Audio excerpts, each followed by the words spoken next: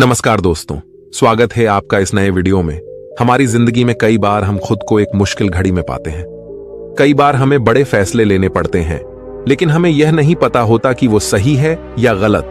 क्या उस फैसले का परिणाम हमारे जीवन में खुशियां लाएगा या मुसीबत। लेकिन कई बार हमारे पास सही निर्णय लेने की सुझाव नहीं होते और हम जल्दबाजी में फैसला कर लेते हैं, और उन फैसलों की वजह से हमारी जिंदगी सुखमय हो सकती है या फिर हमारी जिंदगी नरक से भी बढ़कर हो सकती है। इसलिए सही फैसला लेने की क्षमता हमारे जीवन में सफलता हासिल करने के लिए आवश्यक है।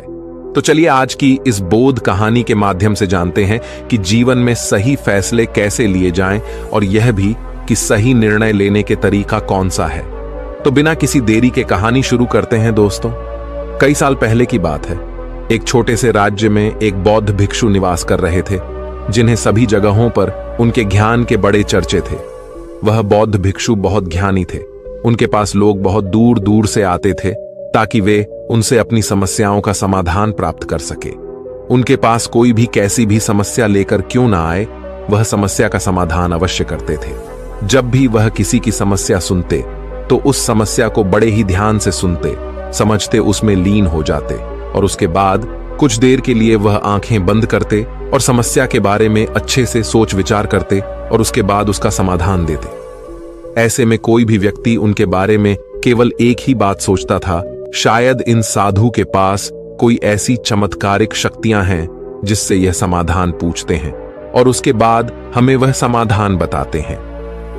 एक बार एक युवक ने उन महाराज से यह पूछ भी लिया, क्या आपके पास ऐसी कोई चमत्कारी शक्तियां हैं जिसके कारण आप हमारी समस्याओं का समाधान करते हैं, या आपके पास ऐसी कोई दिव्य दृष्टि है जिससे आप हमारी समस्याओं का समाधान खोज पाते हैं।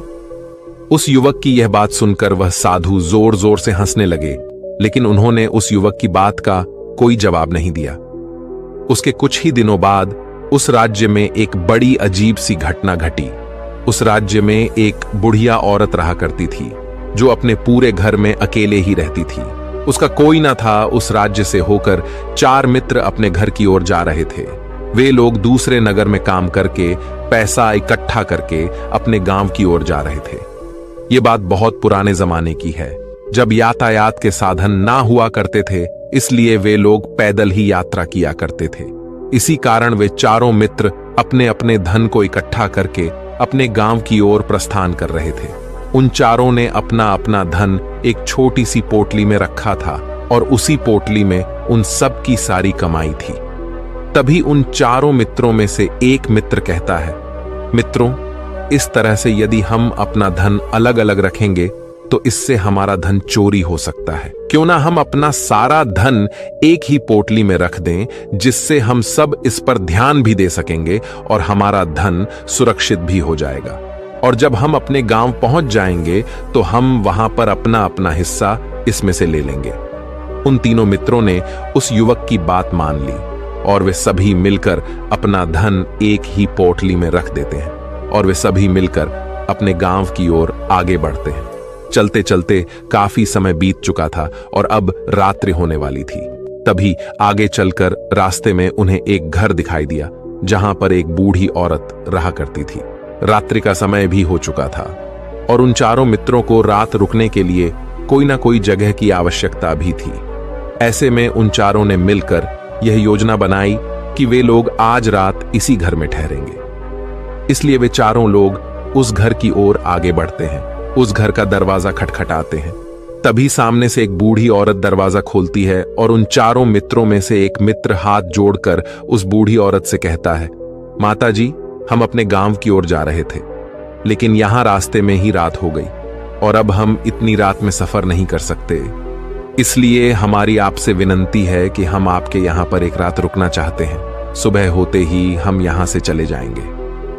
उस बूढ़ी औरत ने काफी देर सोच विचार किया और उसके बाद वह बूढ़ी औरत कहती है, ठीक है, तुम सभी आज रात के लिए यहां पर रुक सकते हो। मुझे कोई दिक्कत नहीं, मैं खाना बनाने जा रही हूं। कहो तो तुम लोगों के लिए भी बना दूं। उन चारों ने सहमति जताते हुए कहा, हां बिल्कुल। उसके बाद उन चारों मित्रों ने धन की पोटली उस बूढ़ी औरत को थमा दी और कहा, माता जी, इस पोटली में हमारे साल भर की कमाई है। हम चारों ने अब तक का अपना सारा कमाया हुआ धन इसी पोटली में रखा है और अब हम इसे आपको सौंपते हैं, क्योंकि यह हम चारों से ज्यादा आपके पास सुरक्षित होगा। हम बस इतना चाहते हैं कि यदि हम चारों में से कोई एक व्यक्ति से लेने आए तो आप इस पोटली को उसे मत देना जब तक कि हम चारों एक साथ इस पोटली को लेने न आए। तभी वह बूढ़ी औरत कहती है, ठीक है बेटा, यदि तुम चारों एक साथ आओगे तभी मैं इस पोटली को आपको सौंपेंगे। और वैसे भी आप लोग तो सुबह यहां से चले जाने वाले हैं। मैं आपको सुबह ही यह पोटली थमा दूंगी, वह धन की पोटली। उस बूढ़ी औरत को थमाकर चारों मित्र निश्चिंत हो जाते हैं कि अब उनका धन सुरक्षित है और वे लोग खाना खाकर सो जाते हैं। अगली सुबह जब वह चारों उठते हैं तो सभी लोग अपनी आगे की यात्रा के लिए तैयारियां शुरू कर देते हैं। उन चारों नौजवानों में से एक नौजवान थोड़ा सा बदमाश था। वह अपने उन तीनों मित्रों से कहता है, भाइयों, इस बूढ़ी औरत ने हमारी रात भर खातिरदारी की है, हमें अच्छा भोजन खिलाया, सोने के लिए अच्छी जगह दी, रात भर यहां सर छुपाने के लिए एक अच्छा मकान दिया और हमने अब तक उसके लिए कुछ नहीं किया। वह बूढ़ी औरत अकेले ही खेतों में काम कर रही है। क्या हम सभी यहां से जाने से पहले इस बूढ़ी औरत की मदद नहीं कर सकते? उस बदमाश नौजवान ने मन ही मन यह योजना बना ली थी कि वह किसी तरह से भी उस बुढ़िया से पोटली हासिल करके ही रहेगा।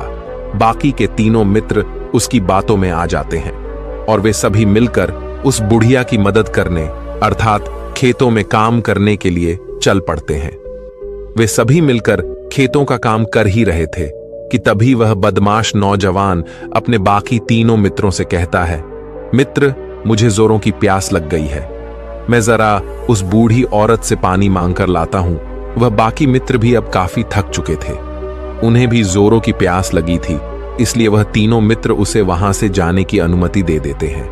जैसे ही वह बदमाश उस बूढ़ी औरत के पास पहुंचता है, वह उस बूढ़ी औरत से कहता है, माता जी, अब हम यहां से जा रहे हैं, कृपया करके हमारे धन की पोटली हमें वापस दे दें। इस पर वह बूढ़ी औरत कहती है, नहीं नहीं, जब तक तुम चारों एक साथ ना हो तब तक मैं वह पोटली किसी को नहीं दे सकती। तुम्ही ने तो कहा था कि जब तक हम चारों एक साथ ना हो तब तक यह पोटली किसी को नहीं देनी है। तभी वह बदमाश उन तीनों की तरफ इशारा करते हुए कहता, हे लाओ। उन तीनों ने सोचा कि हमारा मित्र हमारे लिए पानी लाना चाहता है, इसलिए वह हमसे आज्ञा मांग रहा है। तभी उन तीनों मित्रों ने इशारे में उस युवक से कहा, हाँ हाँ ठीक है, ले आओ। ये देख, उस बुढ़िया को यह लगने लगा कि अब ये चारों यहां से जा रहे हैं और ये अपनी पोटली मांग रहे हैं, इसलिए उस बुढ़िया ने वह कोटलाकर उस बदमाश के हाथों में रख दी और वह बदमाश उस पोटली को लेकर वहां से चला गया और बाकी के तीनों मित्र अपने खेत के काम में व्यस्त हो जाते हैं। कुछ देर के बाद जब वह तीनों खेत का काम करके वापस लौटते हैं और बुढ़िया से कहते हैं, माता जी, हमारा मित्र जो यहां पानी पीने आया था वह कहाँ गया? इस पर वह बुढ़िया कहती हैं, क्या वह पानी पीने आया था? पर वो तो कह रहा था कि हम चारों जा रहे हैं, कृपया करके हमारे धन की पोटली हमें थमा दें। तब तीनों बड़े आश्चर्य होकर उस बुढ़िया से कहते हैं, माता जी, हमने भला कब कहा वह पोटली मांगी थी? हमें तो प्यास लगी थी और हमने पानी के लिए इशारा किया था। तभी बूढ़ी औरत उन तीनों से कहती हैं, परंतु अब तो वह पोटली लेकर जा चुका है। तभी वह तीनों मित्र सर पकड़कर रोने लगते हैं और कहते हैं, माता जी, उसमें हमारा सारा कमाया हुआ धन था जो वह अकेले लेकर भाग चुका है। हमने तो आपको कहा था कि जब तक हम चारों एक साथ ना आए तब तक आपको वह पोटली किसी को नहीं देनी है, फिर आपने ऐसा क्यों किया? इसमें आप ही की गलती है। हमने आपको उस पोटली की हिफाजत के लिए रखा था और आपने उसे एक ऐसे आदमी के हाथों में दे दिया जिसने हमारा सारा धन हमसे लूट लिया। हम बर्दाश्त नहीं करेंगे, हम राजा के पास जाएंगे और राजा से आपकी शिकायत करेंगे, न्याय की मांग करेंगे। अब तो इस बात का राजा ही फैसला करेंगे। तीनों नौजवान क्रोधित होकर राज दरबार में पहुंच जाते हैं और अपनी सारी समस्या उन राजा को बता देते हैं। जब वह राजा उन तीनों नौजवानों की बात ध्यानपूर्वक सुनता है तो वह तुरंत ही उस बुढ़िया को राज दरबार में पेश होने का आदेश देता है।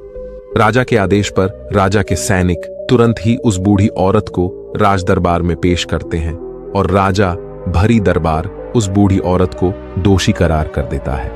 और कहता है, तुम्हें वह पोटली उस अकेले व्यक्ति को नहीं देनी चाहिए थी। जब उन्होंने तुमसे कहा था कि जब तक वह चारों एक साथ उस पोटली को लेने ना आए तब तक तुम्हें वह धन किसी को नहीं देना चाहिए था। इसमें तुम्हारी गलती है और अब तुम्हें इसका हर्जाना भरना होगा। तुम्हें इनका धन लौटाना होगा। राजा का यह आदेश सुनकर बूढ़ी औरत फूट फूट कर रोने लगती है और राजा से मदद की गुहार लगाती है और कहती है, हे राजन, मैं तो एक बूढ़ी औरत हूं और मेरे पास इतना धन नहीं है और ना ही मेरे घर में कोई ऐसा है जो धन कमाता हो। मेरे पास इतना धन नहीं कि मैं इनका धन लौटा सकूं। मैं तो अकेली हूं, बेसहारा हूं। कृपा करके मुझ पर रहम करे। लेकिन राजा उस बूढ़ी औरत की एक नहीं सुनता। वह बूढ़ी औरत रोते हुए अपने घर की ओर जा रही थी। ये सोच रही थी कि आखिर मैं इतना धन कहां से लाऊं, कि कैसे मैं उन लोगों का यह धन उन्हें लौट आऊंगी। मेरे पास इतना धन नहीं है। मैं क्या करूं, कैसे करूं, कहां से लाऊं इतना धन? यदि मैंने उनका धन नहीं लौटाया तो मुझे राजा मार डालेगा। वैसे भी मेरी ही गलती है। जब उन चारों ने मिलकर मुझसे कहा था कि जब तक हम चारों एक साथ ना आए तब तक वह पोटली किसी को नहीं थमानी है, फिर भी मैंने वह पोटली केवल उस एक व्यक्ति को थमा दी। इसमें गलती तो मेरी ही है। वह रोते रोते ये सारी बातें सोचते हुए अपने घर की ओर जा रही थी। तभी रास्ते में उस बूढ़ी औरत को वहीं संत मिले जो उस नगर में किसी भी समस्या का समाधान बड़ी ही सरलता और सहजता से करते हैं। उन्होंने उस बूढ़ी औरत से कहा, क्या बात है बेटी, क्यों रो रही हो? इस पर वह बूढ़ी औरत उस संत को सब कुछ सच सच बता देती है और कहती है, हे महाराज, इसमें गलती तो मेरी ही है। उन चारों ने तो पहले ही कहा था कि जब तक वे चारों एक साथ ना आए तब तक वह पोटली मुझे किसी को नहीं देनी है। लेकिन मेरी हिम्मत मारी गई थी जो मैंने वह पोटली केवल एक व्यक्ति को थमा दी और वह उनका सारा धन लेकर वहां से भाग गया। लेकिन अब मुझे यह समझ नहीं आ रहा कि मैं वह सारा धन कहां से लाऊं, कैसे जुटाऊं। मेरे पास इतना धन नहीं है और राजा ने तो आदेश भी दे दिया है कि मुझे उनका धन लौटाना ही पड़ेगा। लेकिन मैं यह समझ नहीं पा रही कि इतना सारा धन मैं कहां से लाऊंगी। तभी वह संत उस बूढ़ी औरत से कहते हैं, शांत हो जाओ, मैं कोई ना कोई रास्ता जरूर निकाल लूंगा। इतना कहकर वह संत वहीं पर बैठ जाते हैं, ध्यान करने लगते हैं। कुछ देर के लिए आंखें बंद कर सोचते हैं, विचार करते हैं। मौन रहकर वह समस्या का समाधान निकालते हैं और उसके बाद वह उस बूढ़ी औरत से कहते हैं, बेटी, राजा ने फैसला किया है, वह बिल्कुल गलत है। आपने जो किया इसमें आपकी कोई गलती नहीं है। राजा का फैसला गलत है। उन संत के इतना कहने पर बूढ़ी औरत चुप हो गई और यह सोचने लगी कि आखिर राजा का फैसला कैसे गलत हो सकता है। राजा तो सभी के लिए न्याय ही करते हैं और वह कभी किसी का बुरा नहीं करते। फिर आखिर आज राजा का फैसला कैसे गलत हो गया? उन संत और उस बुढ़िया की बात आसपास के खड़े लोग सभी लोग सुन रहे थे और वे लोग भी बड़े अचरज में थे, क्योंकि राजा का फैसला कैसे गलत हो सकता है। राजा ने तो बिल्कुल सही फैसला लिया है। इस बूढ़ी औरत ने ही गलती की है। उन चारों का धन केवल एक ही को थमा दिया। ऐसे में इस बुढ़िया को उनका धन तो लौटाना ही चाहिए। राजा ने गलत फैसला कहा किया है।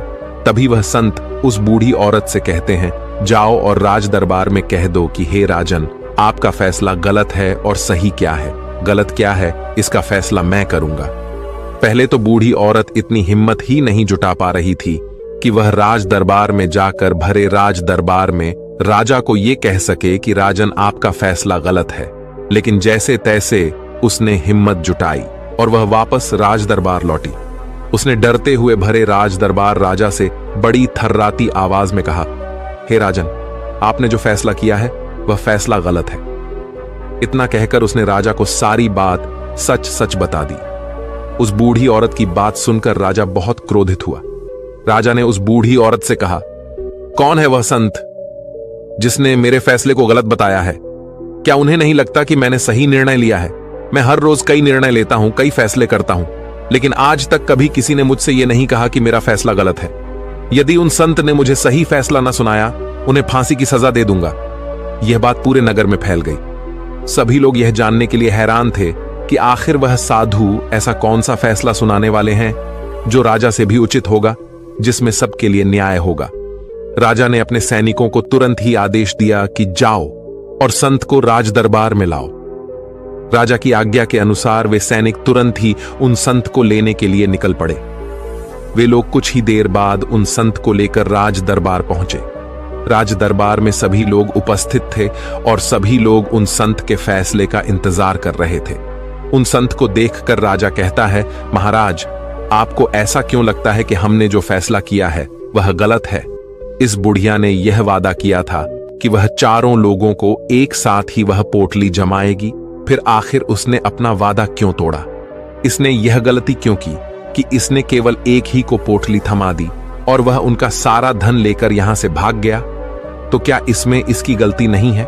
क्या इससे इनका धन नहीं लौटाना चाहिए? इस पर वह साधु बड़ी विनम्रता से राजा से कहते हैं, हे राजन, यह आपका फैसला था, लेकिन मैं आपसे कुछ कहना चाहता हूं। इस पर राजा कहता है, ठीक है, कहिए आप क्या कहना चाहते। इस पर वह साधु बड़ी विनम्रता से राजा से कहता है, हे राजन, जैसा कि वादा किया गया था कि पोटली एक साथ उन चारों को ही दी जाएगी, तो अभी तो ये केवल 3 है, चौथा कहां है? तो इनसे कहिए कि ये लोग यहां से वापस जाएं और अपने उस चौथे मित्र को यहां लेकर आए, तभी इनका धन वापस किया जाएगा। और वादा भी ऐसा ही किया गया था कि जब तक चारों लोग एक साथ ना हो तब तक उनका धन उन्हें नहीं लौटाया जाएगा। और यदि यह बूढ़ी औरत इन तीनों को धन लौटा देती है तो ये बूढ़ी औरत अपना वादा तोड़ देगी, और ये सही नहीं है। इसलिए यदि आप चाहते हैं कि इनका धन लौट आया जाए तो पहले इनसे कहिए कि ये लोग जाएं और अपने उस चौथे मित्र को यहां पर वापस ले आए। उस राज दरबार में हर कोई इस बात को सुनकर बहुत खुश हुआ। सभी ने उन संत की बहुत तारीफ की। राजा भी उन संत के इस फैसले से पूरी तरह से सहमत था। राजा तुरंत ही उन संत के सामने सिर झुका लेता है और हाथ जोड़कर उनसे कहता है, हे महाराज, आपका यह फैसला इतना सही कैसे हो सकता है? आखिरी बात मेरे दिमाग में आई क्यों नहीं? मैंने इस बात को इस तरह से सोचा क्यों नहीं? तभी वह साधु उस राजा से कहते हैं, हे राजन, आपके पास और भी काम होते हैं। आप दिन भर व्यस्त रहते हैं और आपको जल्दबाजी में फैसले लेने पड़ते हैं। आपने इस मामले को सुना समझा, लेकिन इसे देखने में आप गलती कर गए। इससे आपने केवल ऊपरी तौर पर देखा। आपने इसकी गहराई तक जाने का प्रयास तक नहीं किया। यदि आपने इस मामले की गहराई को देखा होता, समझा होता, तो आप भी इसी नतीजे पर आते। जब तक हम किसी मामले की गहराई तक नहीं जाते, तब तक हम उसका सही समाधान नहीं निकाल सकते।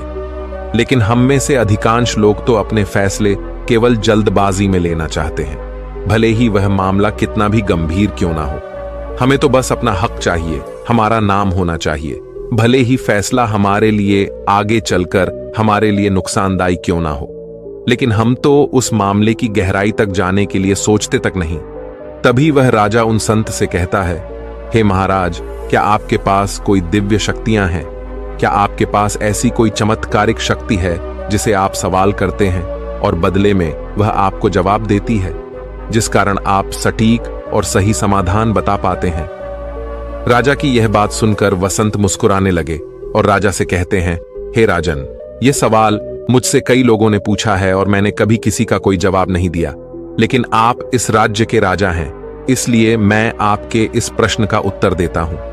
आप में से कई लोगों को यहां ऐसा लगता है कि मेरे पास कोई ऐसी शक्तियां हैं जिससे मैं बात कर सकता हूं, जिससे मैं कोई भी समस्या का समाधान पा सकता हूं। लेकिन मैं आप लोगों को एक बात सच सच बता देता हूं, मेरे पास ऐसी कोई शक्तियां नहीं हैं। मैं तो केवल हर मामले की गहराई तक सोचता हूं, उस बात पर विचार करता हूं, और जब मैं विचार करता हूं तो मेरे सामने कई सारे समाधान आते हैं, और जो समाधान मेरे सामने आते हैं मैं उन पर भी विचार करता हूं, उनके बारे में भी गहराई तक जाता हूं। और जब मुझे लगता है कि इस समस्या का समाधान यही होना चाहिए, तभी मैं समाधान उस व्यक्ति को देता हूं ताकि वह अपनी समस्या का समाधान कर सके। अब आप ही सोचिए, आप जल्दबाजी में यह फैसला लेकर इस बुढ़िया का जीवन पूरी तरह से बर्बाद कर देते। हमारा पूरा जीवन केवल एक फैसले पर निर्भर करता है। यदि वह फैसला सही हुआ तो हमारा जीवन अच्छा बन जाएगा, और यदि वह फैसला गलत निकला तो हमारा जीवन नर्क से भी बदतर हो सकता है। इसलिए यदि आप सही और सटीक फैसला लेना चाहते हैं तो आपको मौन रहना सीखना पड़ेगा। मौन रहकर उस पर विचार करना सीखना होगा, क्योंकि हमारे फैसले ही हमारा भविष्य तय करते हैं। हमारी जिंदगी का अगला पड़ाव तय करते हैं। फिर चाहे वह फैसले छोटे हों या बड़े, वे ही हमारी जिंदगी को निर्धारित करते हैं। इसलिए सबसे पहले हमें सही फैसले लेने के लिए मौन रहना सीखना आवश्यक है, उन पर विचार करना आवश्यक है। और जब आप ऐसा करते हैं तो आपके सामने एक ही समस्या के कई सारे समाधान निकल कर आते हैं। और जब आप उन पर गौर करेंगे तो आपको यह समझ में आएगा कि उन फैसलों का समाधान कैसा होना चाहिए, कि समाधान से आपको क्या फायदा होगा और क्या नुकसान होगा, या उस समाधान पर सोच और विचार करने पर ही आप उसे समझ सकते हैं। और तभी आप यह निर्णय भी ले सकते हैं कि क्या यह समाधान उचित रहेगा या नहीं।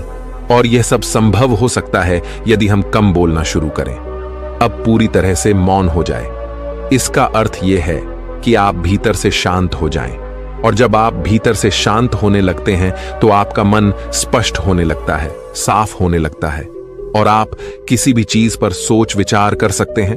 और जब आप भीतर से शांत होने लगते हैं तो आप ऊपर से भी कम बोलते हैं। और जब आप धीरे धीरे कम बोलने के आदी हो जाते हैं तो आप साफ और स्पष्ट तौर पर सोच और समझ पाते हैं। आपके विचारों में शुद्धता आ जाती है, जिससे आपको यह साफ और स्पष्ट देखने को मिल जाता है ये कौन सा फैसला सही होगा और कौन सा फैसला गलत होगा।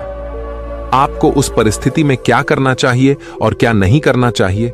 लेकिन हम में से अधिकांश लोग अपने आप को सही साबित करने के लिए, अपने आप को ऊंचा साबित करने के लिए अत्यधिक बोलते हैं, और इतना बोलते हैं कि हर कोई उनकी बातों को गंभीरता से नहीं लेता। उन्हें ऐसा लगता है कि मानो ज्यादा बोलना ही हमारे लिए हमारा शस्त्र है। लेकिन वह यह भूल जाते हैं कि वह अत्यधिक बोलकर मूर्ख बन रहे हैं। लोग हमारा मजाक बनाते हैं, हमें मूर्ख समझते हैं, हमसे दूर रहने लगते हैं क्योंकि उन्हें हमारी बक बक अच्छी नहीं लगती। लेकिन जब आप भीतर से शांत होने का प्रयास करते हैं और धीरे धीरे भीतर से शांत होने लगते हैं तो आप खुद ब खुद ऊपरी तौर पर कम बोलना शुरू कर देते हैं। इससे आपके मन में, आपके मस्तिष्क में एक साफ और स्पष्ट विचार उत्पन्न होते हैं और आप अपने आप को साफ स्पष्ट तौर पर समझ पाते हैं, देख पाते हैं आपको कब, क्या, क्यों और कितना बोलना चाहिए, और आपको कब, कैसे, क्यों, किस तरह से कौन सा फैसला लेना सही है या नहीं, यह भी आप अच्छी तरह से समझ और जान पाते हैं। जब आप कम बोलना शुरू करते हैं तब आप अपने आप को बहुत अच्छी तरह से समझना शुरू कर देते हैं, अपने आप पर अच्छी तरह से विचार करना शुरू कर देते हैं। तब आपको यह बात भी बहुत अच्छी तरह से समझ में आने लगती है कि जो हम बेकार की बक बक करते हैं उस पर हमारे शरीर की बेवजह ही कितनी सारी ऊर्जा यूं ही व्यर्थ हो जाती है, नष्ट हो जाती है, जिसे हम चाहे तो किसी जरूरी काम में लगा सकते हैं, फैसले लेने में लगा सकते हैं, जिससे हम तनाव मुक्त रह सकते हैं और हमें अच्छी नींद भी आ सकती है। और यदि आप इसी प्रकार सोच विचार कर फैसले लेना शुरू करते हैं तो आपका मस्तिष्क भी अच्छी तरह से काम करने लगता है और आपका मस्तिष्क पहले से भी ज्यादा शक्तिशाली हो जाता है। और इसका एक बहुत अच्छा उदाहरण भी आपको मैं बताना चाहूंगा। जब आप स्कूल में पढ़ते थे या फिर आज भी आप पढ़ रहे हो तो आपने देखा होगा कि जो बच्चे होनहार होते हैं, होशियार होते हैं, वे लोग बहुत कम बातें करते हैं और अपना समय सही चीजों में लगाते हैं। वह अधिकांशतः अपना समय मौन होकर ही बिताते हैं। इसी वजह से वह पढ़ाई करने में बहुत तेज होते हैं। वह जो कुछ भी पढ़ना चाहते हैं वह उसे याद कर ले जाते हैं। लेकिन वहीं पर दूसरी तरफ जो लोग बहुत अधिक बोलते हैं, यदि आप उन्हें पूरे 24 घंटे भी दे दें तो भी वह उस तरह से उन चीजों को याद नहीं रख सकते जिस तरह से वह मौन रखने वाले बच्चे उन बातों को याद कर लेते हैं। और महान चाणक्य ने भी यही कहा है कि जो व्यक्ति ये समझ जाता है कि उसे कब, कहां और कितना बोलना चाहिए, उस व्यक्ति को सफल होने से कोई नहीं रोक सकता। और आप इतिहास उठाकर देख सकते हैं आज तक जो भी लोग महान हैं, जो लोग भी सक्सेसफुल बने हैं, उन लोगों की आदत बहुत कम बोलने की है। उनका पूरा ध्यान केवल अपने लक्ष्य पर होता है और अपना पूरा समय वह अपने लक्ष्य को पाने में ही लगा देते हैं। इसीलिए आपको भी यह आदत अपने जीवन में उतारनी चाहिए। और कम बोलने का अर्थ यह नहीं कि आप ऊपर से कम बोलें, बल्कि आप भीतर से कम बोलिए, भीतर से शांत रहिए। यदि आप रोज इसका अभ्यास करते हैं तो केवल कुछ दिनों में ही इससे होने वाले लाभ आपको आपके सामने नजर आने लगेंगे। दोस्तों, आपने आज के इस वीडियो से क्या सीखा वह मुझे आप कमेंट में बता सकते हैं। इसी के साथ मैं उम्मीद है कि आपको आज की वीडियो पसंद आई होगी, तो इस वीडियो को उस इंसान को शेयर करें जिससे ये कहानी सुनने की जरूरत है, और उसी के ठीक बाद चैनल को सब्सक्राइब करें। तो चलिए फिर मिलते हैं ऐसी एक और नई वीडियो में एक नए मैसेज के साथ। तब तक के लिए अपना ख्याल रखें। धन्यवाद और नमो बुद्धाय। दोस्तों, भगवान ने अगर हमें कोई प्यारा सा गिफ्ट दिया है तो वह है हमारी आंखें। इन्हीं आंखों की रोशनी कैसे बढ़ाए, इसके ऊपर आज भगवान बुद्ध की कहानी के माध्यम से जानते हैं। तो चलिए दर्शकों, कहानी की शुरुआत करते हैं।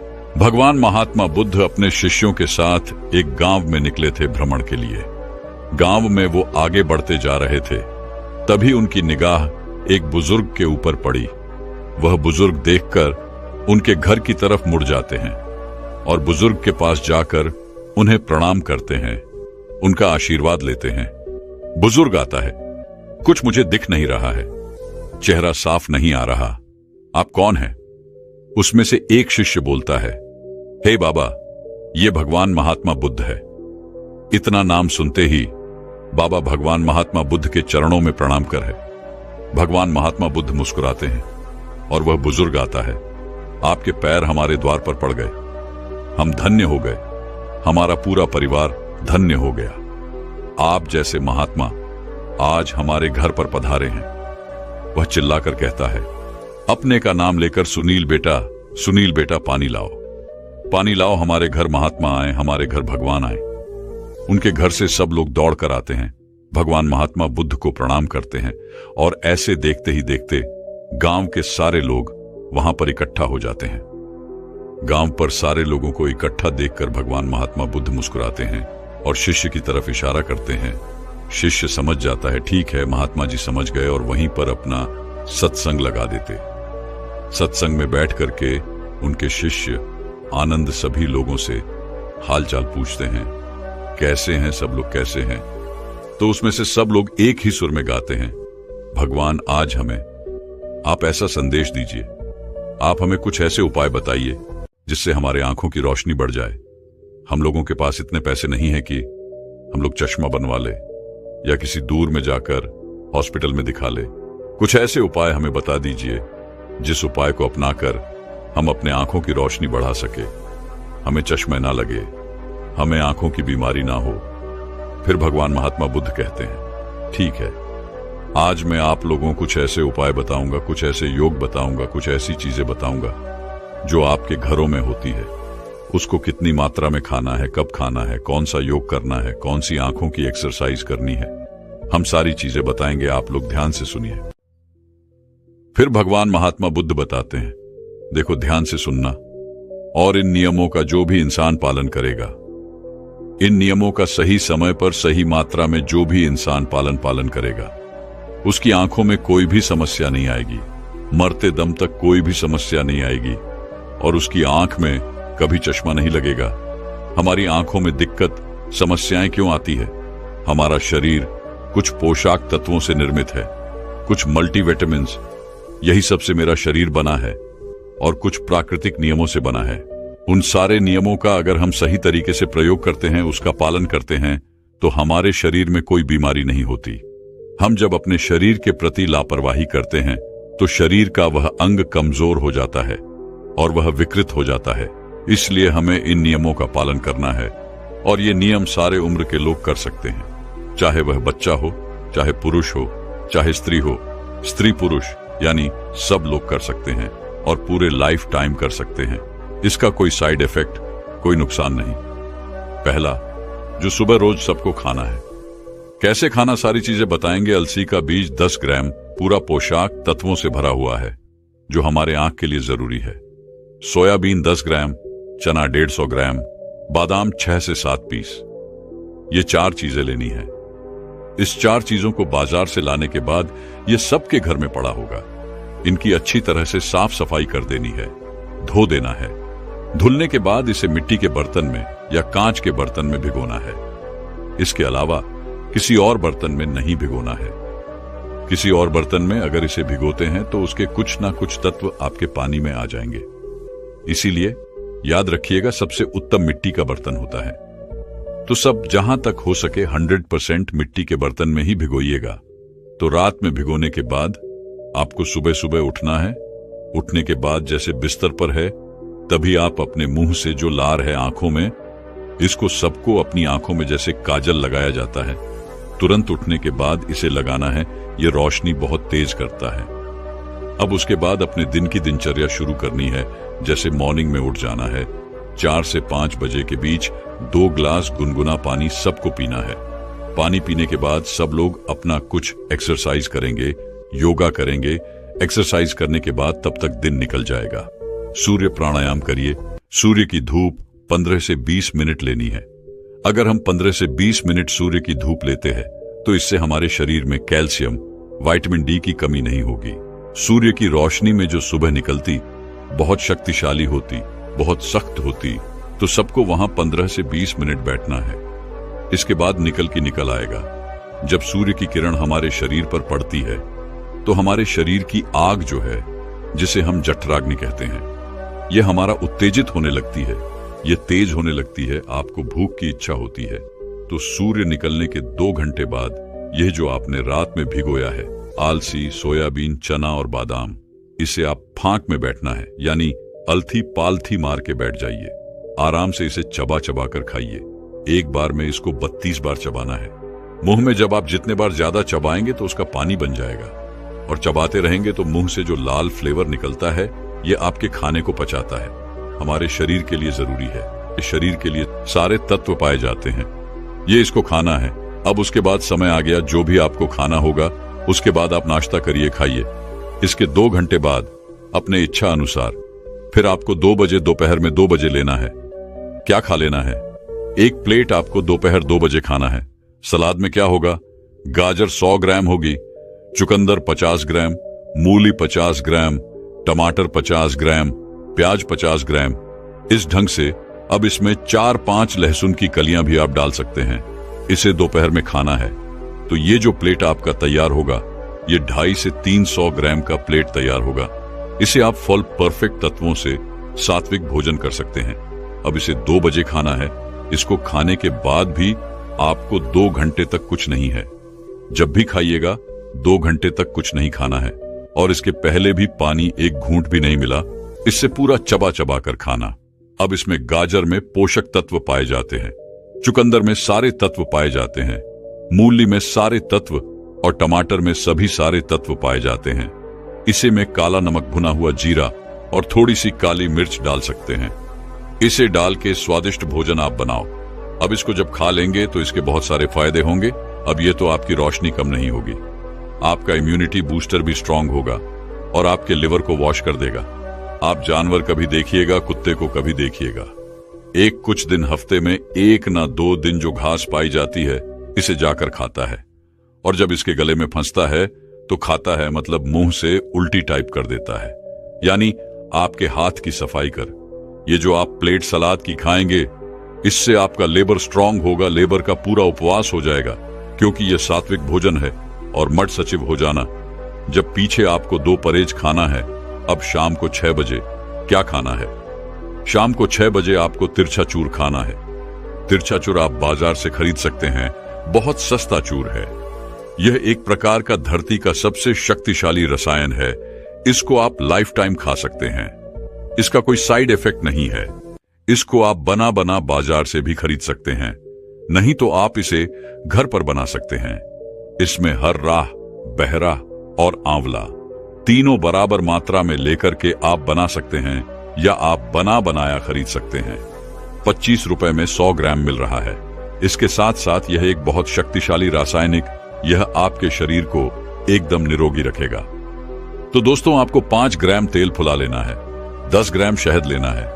याद रखिएगा, शहद किसी कंपनी का मत लीजिएगा। कोई भी कंपनी का शहद मिलावट रहित नहीं होता है। आपको शहद जो लेना है, या आप खुद जो गांव में शहद निकालते हैं, आप उनको अपने सामने निकलवा के लीजिए, या कहीं मधुमक्खी पालन होता है, आप वहां से जाकर खरीद सकते हैं। मधुमक्खी से वहां तुरंत अपने सामने निकलवाइए और वहां से महीने का पूरा ले लीजिए। अब 5 ग्राम आपको शहद लेना है। 5 ग्राम शहद ऊपरी, 10 ग्राम शहद 5 ग्राम तेल यानी कि 15 ग्राम। इसे आपको शाम 6 बजे खाना है। इसको खाने के बाद कोई भी पानी वाणी नहीं पीना, 2 घंटे तक कुछ भी नहीं पीना, और इसके खाने के 40 मिनट पहले यानी कि 1 घंटा पहले भी कुछ नहीं खाना। कोई भी आप इसमें से यूज कर रहे हैं तो 3 घंटे का आपको डिफरेंट देना है। शाम का 6 बजे हो गया, अब रात को 9 बजे। रात को 9 बजे क्या प्रक्रिया करनी है? रात 9 बजे आप 3 ml दूध लेंगे, या 1 ग्लास, बड़ा ग्लास 3 ml दूध, या आप और पीछे नहीं तो और ले सकते हैं। अब इसमें 3 ग्राम हल्दी डालेंगे। 3 ग्राम हल्दी क्या है, कैसा रोल है, एंटी इन्फ्लेमेटरी है, ये मेरे तमाम केयर को मिनी पाया जाता है, जो मेरे स्वास्थ्य के लिए बहुत लाभदायक है। इसके गुड, अगर हम सारी चीजों के गुड के बखान करें दोस्तों तो बहुत समय लग जाएगा। इतना मान के चलिए सर्व गुण संपन्न कोई साइड इफेक्ट नहीं है। दूध के बारे में सब लोग जान ही रहे हैं, सर्व गुण संपन्न दूध आपके हेल्थ के लिए। तो दूध में 3 ग्राम हल्दी डाल के 300 ग्राम में 3 ग्राम हल्दी डाल के इसे उबाल लेना है। उबाल लेना है, खूब पक जाए, हल्दी में भीन जाएगी। अब शाम को जो भी खाना आप खा रहे हैं, हल्का खाना बाद में खाना है, नाम मात्र खाना रात में खाना है, और रात का खाना आपका सब्जी रोटी होगा। इसे खाने के बाद यही दूध पी लेना है। खाना खाने के 1 घंटे बाद दूध पीना है, जिससे आपका दूध डाइजेस्ट हो जाए, तभी सोने जाना है। तुरंत आपको सोने नहीं जाना है। और अपने खाने में दोस्तों हरी साग सब्जियां ज्यादा शामिल करें। हर टाइम कुछ ना कुछ साफ सब्जी होनी चाहिए। हमेशा हरी पत्तेदार सब्जियां, साग लीजिए। सीजन वाइज फल उत्पादन होता है। प्रकृति के हिसाब से तो कुछ लोग हैं बिना सीजन वाइज ज्यादा परफॉर्म करते हैं, वह बहुत बड़ी गलती करते हैं, क्योंकि बिना सीजन में कोई भी चीज अगर किया जाता है या स्टोर किया जाता है, स्टोर करने में बहुत तरह के केमिकल प्रोसीजर का प्रयोग होता है, जो आपके स्वास्थ्य के लिए हानिकारक है। या अदर सीजन में जब कोई भी सब्जी उगाई जाती है तो उसमें एक्स्ट्रा केमिकल डालना पड़ता है, क्योंकि कीड़े बहुत ज्यादा लगते हैं। जैसे पालक के एग्जाम्पल के तौर में, पालक का उत्पादन जो होता है वह दोस्तों ठंडी के सीजन होता है। अगर पालक हम गर्मी में उत्पादन करेंगे तो उसमें कीड़े बहुत लगते हैं। गर्मी में कीड़े बहुत उत्पन्न होते हैं, तो जब उसमें कीड़े ज्यादा लगेंगे तो केमिकल ईस्ट दवाएं ज्यादा पड़ेगी, जो पत्तियों पर डाली जाएगी। कितना भी आप भूलेंगे निकलता नहीं, वो आप फास्ट के लिए हानिकारक है। तो ध्यान रखिएगा, जब भी हरी पत्तेदार सब्जियां साथ खाइएगा तो सीजन वाइज खाइएगा, बिना सीजन वाइज मत खाइएगा। जिस चीज का फल का सीजन से, अमरूद के सीजन है, गर्मी में अमरूद बहुत होता है, तो अमरूद खूब जमकर खाइए, पेट भर के जाए। ये आपके लिए बहुत लाभदायक है, सारे तत्व पाए जाते हैं। ये इसको खाना है। अब उसके बाद समय आ गया, जो भी आपको खाना होगा उसके बाद आप नाश्ता करिए, खाइए। इसके 2 घंटे बाद अपने इच्छा अनुसार फिर आपको 2 बजे, दोपहर में 2 बजे लेना है। क्या खा लेना है? 1 प्लेट आपको दोपहर 2 बजे खाना है। सलाद में क्या होगा? गाजर 100 ग्राम होगी, चुकंदर 50 ग्राम, मूली 50 ग्राम, टमाटर 50 ग्राम, प्याज 50 ग्राम। इस ढंग से अब इसमें 4-5 लहसुन की कलियां भी आप डाल सकते हैं। इसे दोपहर में खाना है। तो ये जो प्लेट आपका तैयार होगा, ये 250 से 300 ग्राम का प्लेट तैयार होगा। इसे आप फल परफेक्ट तत्वों से सात्विक भोजन कर सकते हैं। अब इसे 2 बजे खाना है। इसको खाने के बाद भी आपको 2 घंटे तक कुछ नहीं है। जब भी खाइएगा 2 घंटे तक कुछ नहीं खाना है, और इसके पहले भी पानी एक घूंट भी नहीं मिला। इससे पूरा चबा चबा कर खाना। अब इसमें गाजर में पोषक तत्व पाए जाते हैं, चुकंदर में सारे तत्व पाए जाते हैं, मूली में सारे तत्व और टमाटर में सभी सारे तत्व पाए जाते हैं। इसे में काला नमक, भुना हुआ जीरा और थोड़ी सी काली मिर्च डाल सकते हैं। इसे डाल के स्वादिष्ट भोजन आप बनाओ। अब इसको जब खा लेंगे तो इसके बहुत सारे फायदे होंगे। अब ये तो आपकी रोशनी कम नहीं होगी, आपका इम्यूनिटी बूस्टर भी स्ट्रांग होगा और आपके लिवर को वॉश कर देगा। आप जानवर कभी देखिएगा, कुत्ते को कभी देखिएगा, एक कुछ दिन हफ्ते में 1 ना 2 दिन जो घास पाई जाती है इसे जाकर खाता है, और जब इसके गले में फंसता है तो खाता है, मतलब मुंह से उल्टी टाइप कर देता है। यानी आपके हाथ की सफाई कर। ये जो आप प्लेट सलाद की खाएंगे, इससे आपका लेबर स्ट्रांग होगा, लेबर का पूरा उपवास हो जाएगा, क्योंकि यह सात्विक भोजन है। और मठ सचिव हो जाना। जब पीछे आपको 2 परहेज खाना है, अब शाम को 6 बजे क्या खाना है? शाम को 6 बजे आपको तिरछा चूर खाना है। तिरछा चूर आप बाजार से खरीद सकते हैं, बहुत सस्ता चूर है। यह एक प्रकार का धरती का सबसे शक्तिशाली रसायन है। इसको आप लाइफ टाइम खा सकते हैं। इसका कोई साइड इफेक्ट नहीं है। इसको आप बना बना बाजार से भी खरीद सकते हैं, नहीं तो आप इसे घर पर बना सकते हैं। इसमें हर राह, बहरा और आंवला तीनों बराबर मात्रा में लेकर के आप बना सकते हैं, या आप बना बनाया खरीद सकते हैं। 25 रुपए में 100 ग्राम मिल रहा है। इसके साथ साथ यह एक बहुत शक्तिशाली रासायनिक, यह आपके शरीर को एकदम निरोगी रखेगा। तो दोस्तों, आपको 5 ग्राम तेल फुला लेना है, 10 ग्राम शहद लेना है। याद रखिएगा, शहद किसी कंपनी का मत लीजिएगा। कोई भी कंपनी का शहद मिलावट रहित नहीं होता है। आपको शहद जो लेना है, या आप खुद जो गांव में शहद निकालते हैं, आप उनको अपने सामने निकलवा के लीजिए, या कहीं मधुमक्खी पालन होता है, आप वहां से जाकर खरीद सकते हैं। मधुमक्खी से वहां तुरंत अपने सामने निकलवाइए और वहां से महीने का पूरा ले लीजिए। अब 5 ग्राम आपको शहद लेना है। 5 ग्राम शहद ऊपरी, 10 ग्राम शहद, 5 ग्राम तेल, यानी कि 15 ग्राम। इसे आपको शाम 6 बजे खाना है। इसको खाने के बाद कोई भी पानी वाणी नहीं पीना, 2 घंटे तक कुछ भी नहीं पीना, और इसके खाने के 40 मिनट पहले, यानी कि 1 घंटा पहले भी कुछ नहीं खाना।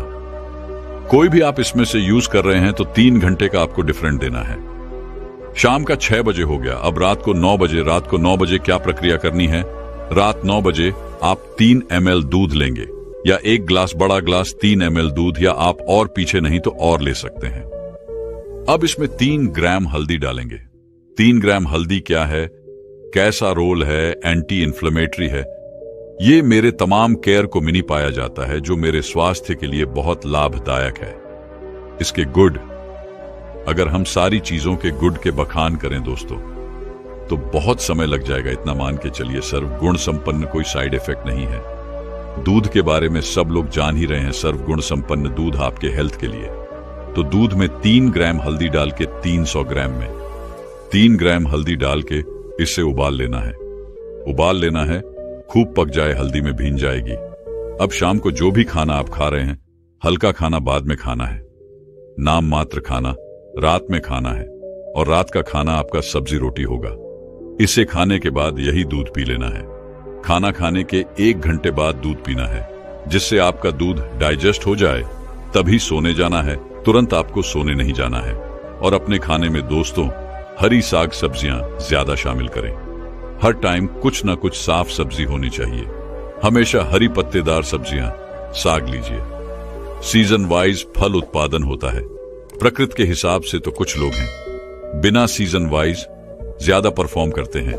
वह बहुत बड़ी गलती करते हैं, क्योंकि बिना सीजन में कोई भी चीज अगर किया जाता है या स्टोर किया जाता है, स्टोर करने में बहुत तरह के केमिकल प्रोसीजर का प्रयोग होता है, जो आपके स्वास्थ्य के लिए हानिकारक है। या अदर सीजन में जब कोई भी सब्जी उगाई जाती है, तो उसमें एक्स्ट्रा केमिकल डालना पड़ता है, क्योंकि कीड़े बहुत ज्यादा लगते हैं। जैसे पालक के एग्जाम्पल के तौर में, पालक का उत्पादन जो होता है वह दोस्तों ठंडी के सीजन होता है। अगर पालक हम गर्मी में उत्पादन करेंगे तो उसमें कीड़े बहुत लगते हैं। गर्मी में कीड़े बहुत उत्पन्न होते हैं। तो जब उसमें कीड़े ज्यादा लगेंगे तो केमिकल ईस्ट दवाएं ज्यादा पड़ेगी, जो पत्तियों पर डाली जाएगी। कितना भी आप भूलेंगे, निकलता नहीं, वो आप फास्ट के लिए हानिकारक है। तो ध्यान रखिएगा, जब भी हरी पत्तेदार सब्जियां साथ खाइएगा तो सीजन वाइज खाइएगा, बिना सीजन वाइज मत खाइएगा। जिस चीज का फल का सीजन से, अमरूद के सीजन है गर्मी में, अमरूद बहुत होता है, तो अमरूद खूब जमकर खाइए, पेट भर के जाए। ये आपके लिए बहुत लाभदायक है। पपीता खूब खाइए, सारी चीजें। सेब का सीजन है, सेब खाइए, अनार खाइए, जामुन खाइए, जितने भी सारे फल हैं। सीजन, एक हल्का सीजन 3-4 महीना आता है। उस 3-4 महीने, जैसे आम का सीजन, तो सीजन में खाइए, लेकिन आम को याद रखिएगा मित्रों, आम जो भी खाएगा पका खाए, नहीं तो आम तोड़ते हैं, एक आता है कैल्शियम क्रोमाइड, उसी से आम को पकाते हैं। आम को उसी पानी को कैल्शियम प्रोवाइड घोर देते हैं, और आम जैसे ही उसमें डालते हैं, आम तुरंत पीला हो जाता है। वह मत खाइएगा। जब भी ऐसे केले को भी पकाया जाता है, तो आम और केला आप डाल का पका खाइए, या केला आप कच्चा ला करके अपने घर पर रख देंगे, ये खाते में पक जाएगा। उसको खाएंगे तो उसका स्वाद कुछ अलग ही होगा। सिर्फ चीजें आपको नेचुरली खाना है, प्रकृति की पकी हुई चीजें। तो हो गया दोस्तों, कितनी बार खाया आपने सुबह, दोपहर, शाम और रात। अब कुछ नियम बता रहे हैं। गर्मियों के मौसम में आंख को धो लीजिए। जो भी गर्मियां हैं, आपकी आंख में डस्ट गया, ये सारा शांत हो जाएगा, सब निकल जाएगा। आंखें ऐसी हो गई, इसी तरह से रोज सुबह धुलना है। और जैसे हमने बताया था क्या करना है, लार लगाना है। आप जैसे ही सुबह उठेंगे, आप में सब लोग काजल की तरह अपने मुंह की लार को लगाना है। इससे आंखों की रोशनी कभी कम ही नहीं होगी। अब इतनी प्रक्रिया करने के बाद जब आप रात में सोने जाएंगे, सोते समय आपको एक प्रक्रिया और करनी है मित्रों।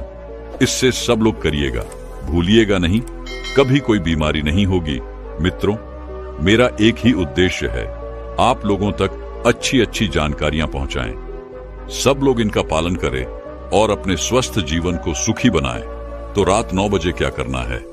अब अगर गर्मी का सीजन है तो आप स्नान कीजिए।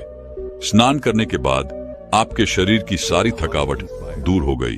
तो उसके बाद जब आप सोते समय शुद्ध सरसों का तेल बाजार से खरीदा हुआ नहीं मित्रों, शुद्ध सरसों का तेल, आप सरसों खरीद लिए, उसे जाइए मार्केट में, उसका तेल निकलवाइए, वही शुद्ध होता है। अब उस तेल को आपको क्या करना है? अपने सर पर ऐसे गदोरी में तेल लीजिए और अपने सर पर रख करके उसे मल दीजिए सर में। आप जैसे ही तेल को सर में मालिश करेंगे, आप देखेंगे 10 मिनट बाद आपकी आंख कहेगी आप सो जाइए, आपको हो जाएगी नींद आना शुरू हो जाएगी। अब उसके बाद वही तेल, सरसों का तेल, आपको अपने पेट की नाव में लगाना है, क्योंकि हमारे शरीर से सारी नसें इसी नाव से कनेक्ट होती हैं। जब आप तेल को नाव में लगाएंगे रात सोते समय, तो आपके लिवर संदिग्ध संबंधित तमाम परेशानियां दूर होंगी। आंखें बहुत तेज होती हैं।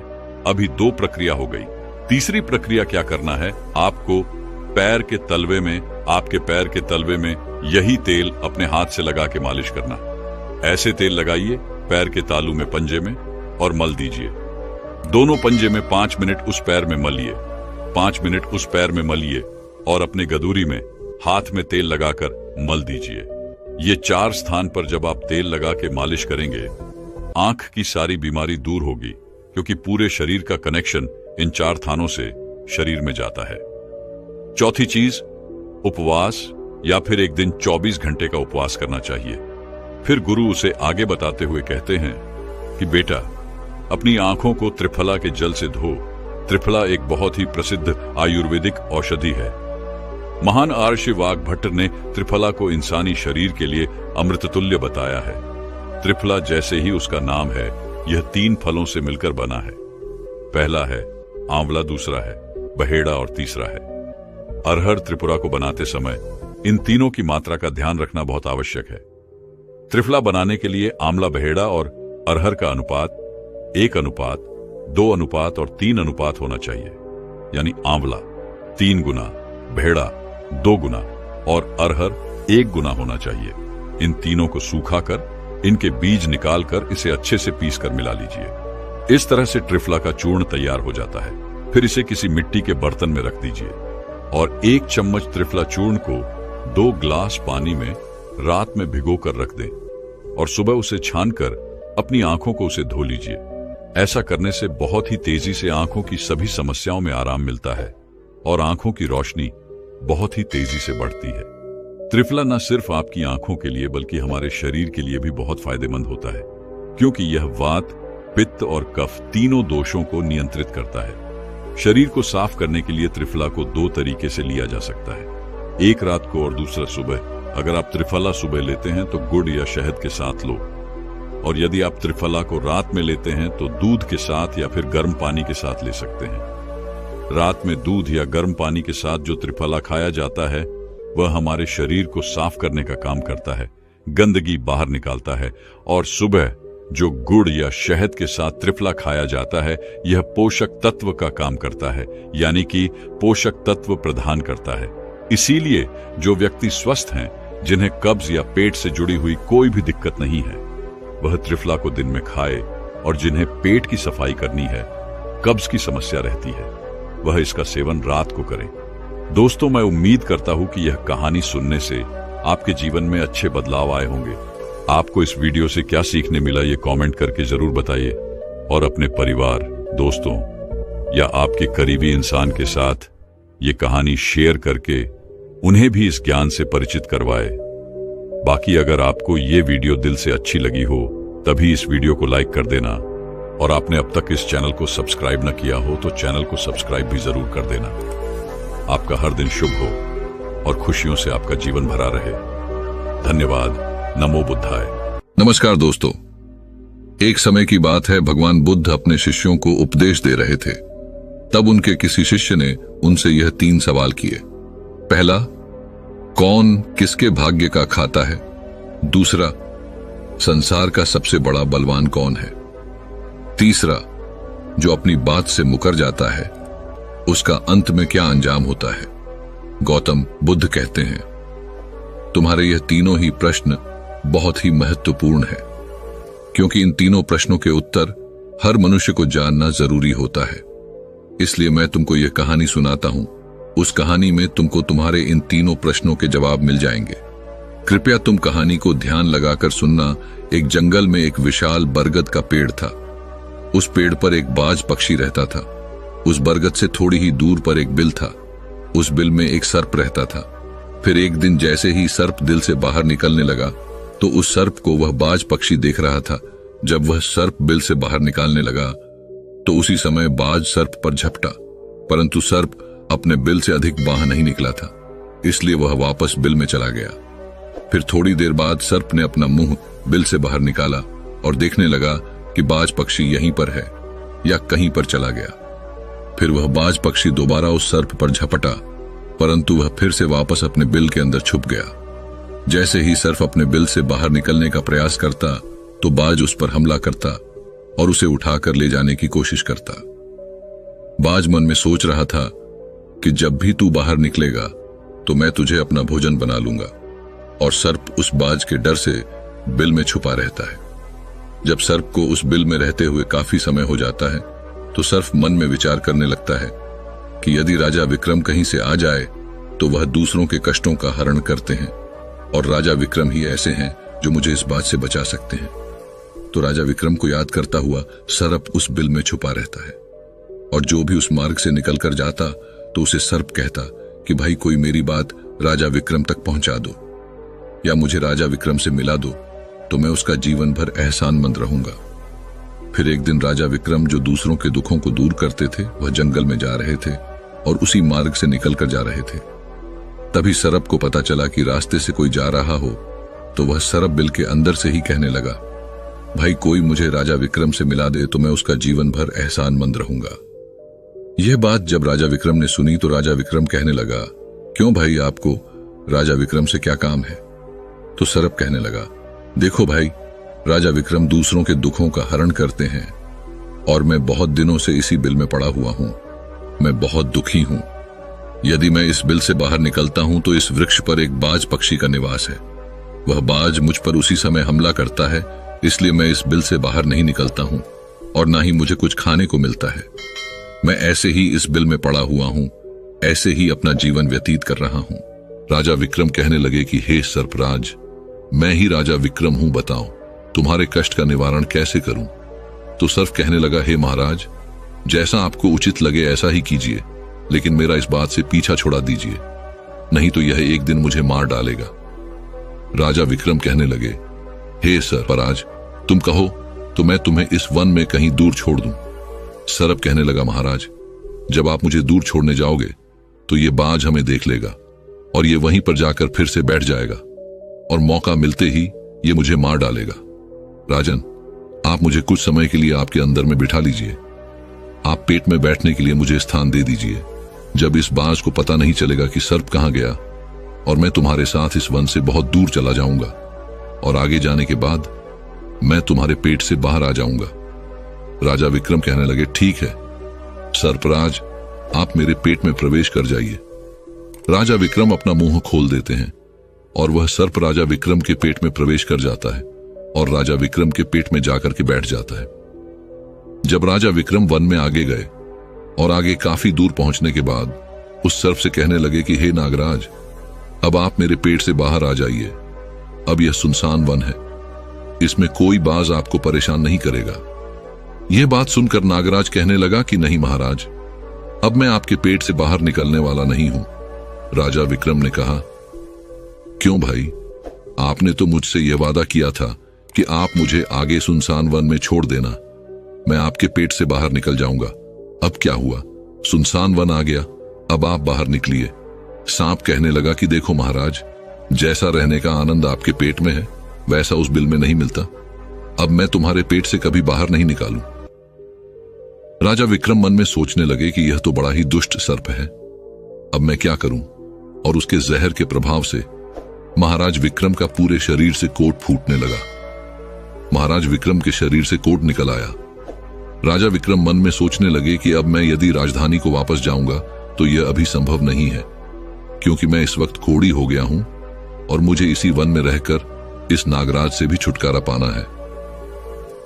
यह सोचकर महाराज विक्रम एक पेड़ के नीचे झोपड़ी बनाकर सो जाते हैं। उनके शरीर से कोट टपकने लगा और बदबू आने लगी, जो कि सर्प का जहर था। सर्प कुंडली मारकर राज विक्रम के पेट में बैठा हुआ था। राजा विक्रम उस वन में पड़ी हुई एक कोढ़ी की हालत में है। अब इधर उन्हीं के समय एक प्रसिद्ध जनपद था। श्रावस्ती और श्रावस्ती नगरी के महाराजा थे ताम्रध्वज महाराज। ताम्रध्वज के 3 पुत्रियां थीं और राजा ताम्रध्वज बड़ा अहंकारी और बड़ा ही अभिमानी राजा था। फिर एक दिन उसने अपनी तीनों बेटियों से पूछा कि बताओ बेटियों, तुम किसके भाग्य का खाती हो?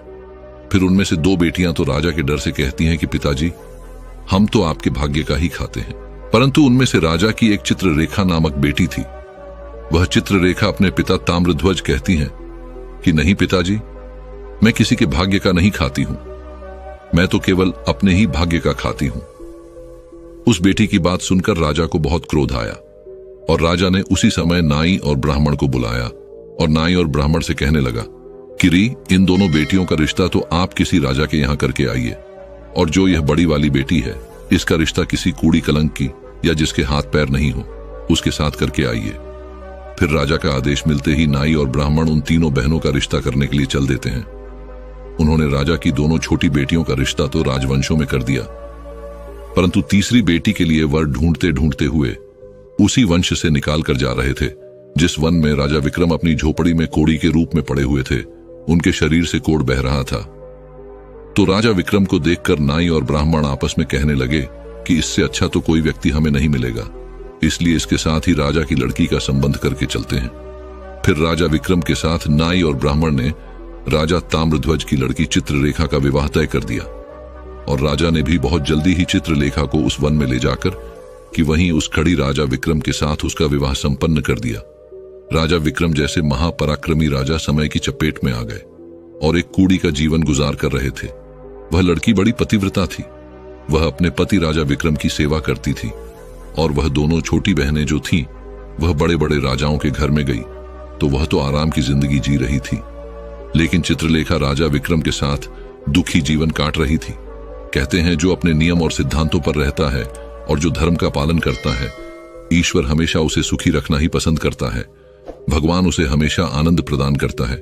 इसलिए जब उस झोपड़ी में रहते रहते चित्ररेखा को राजा विक्रम के साथ बहुत दिन बीत जाते हैं, तो उस झोपड़ी के पास एक पीपल का वृक्ष था और उस वृक्ष के नीचे एक दूसरा सर्प का बिल था। तो एक दिन विक्रम सो रहे थे और रात्रि का समय था और चित्रलेखा महाराज विक्रम की सेवा कर रही थी।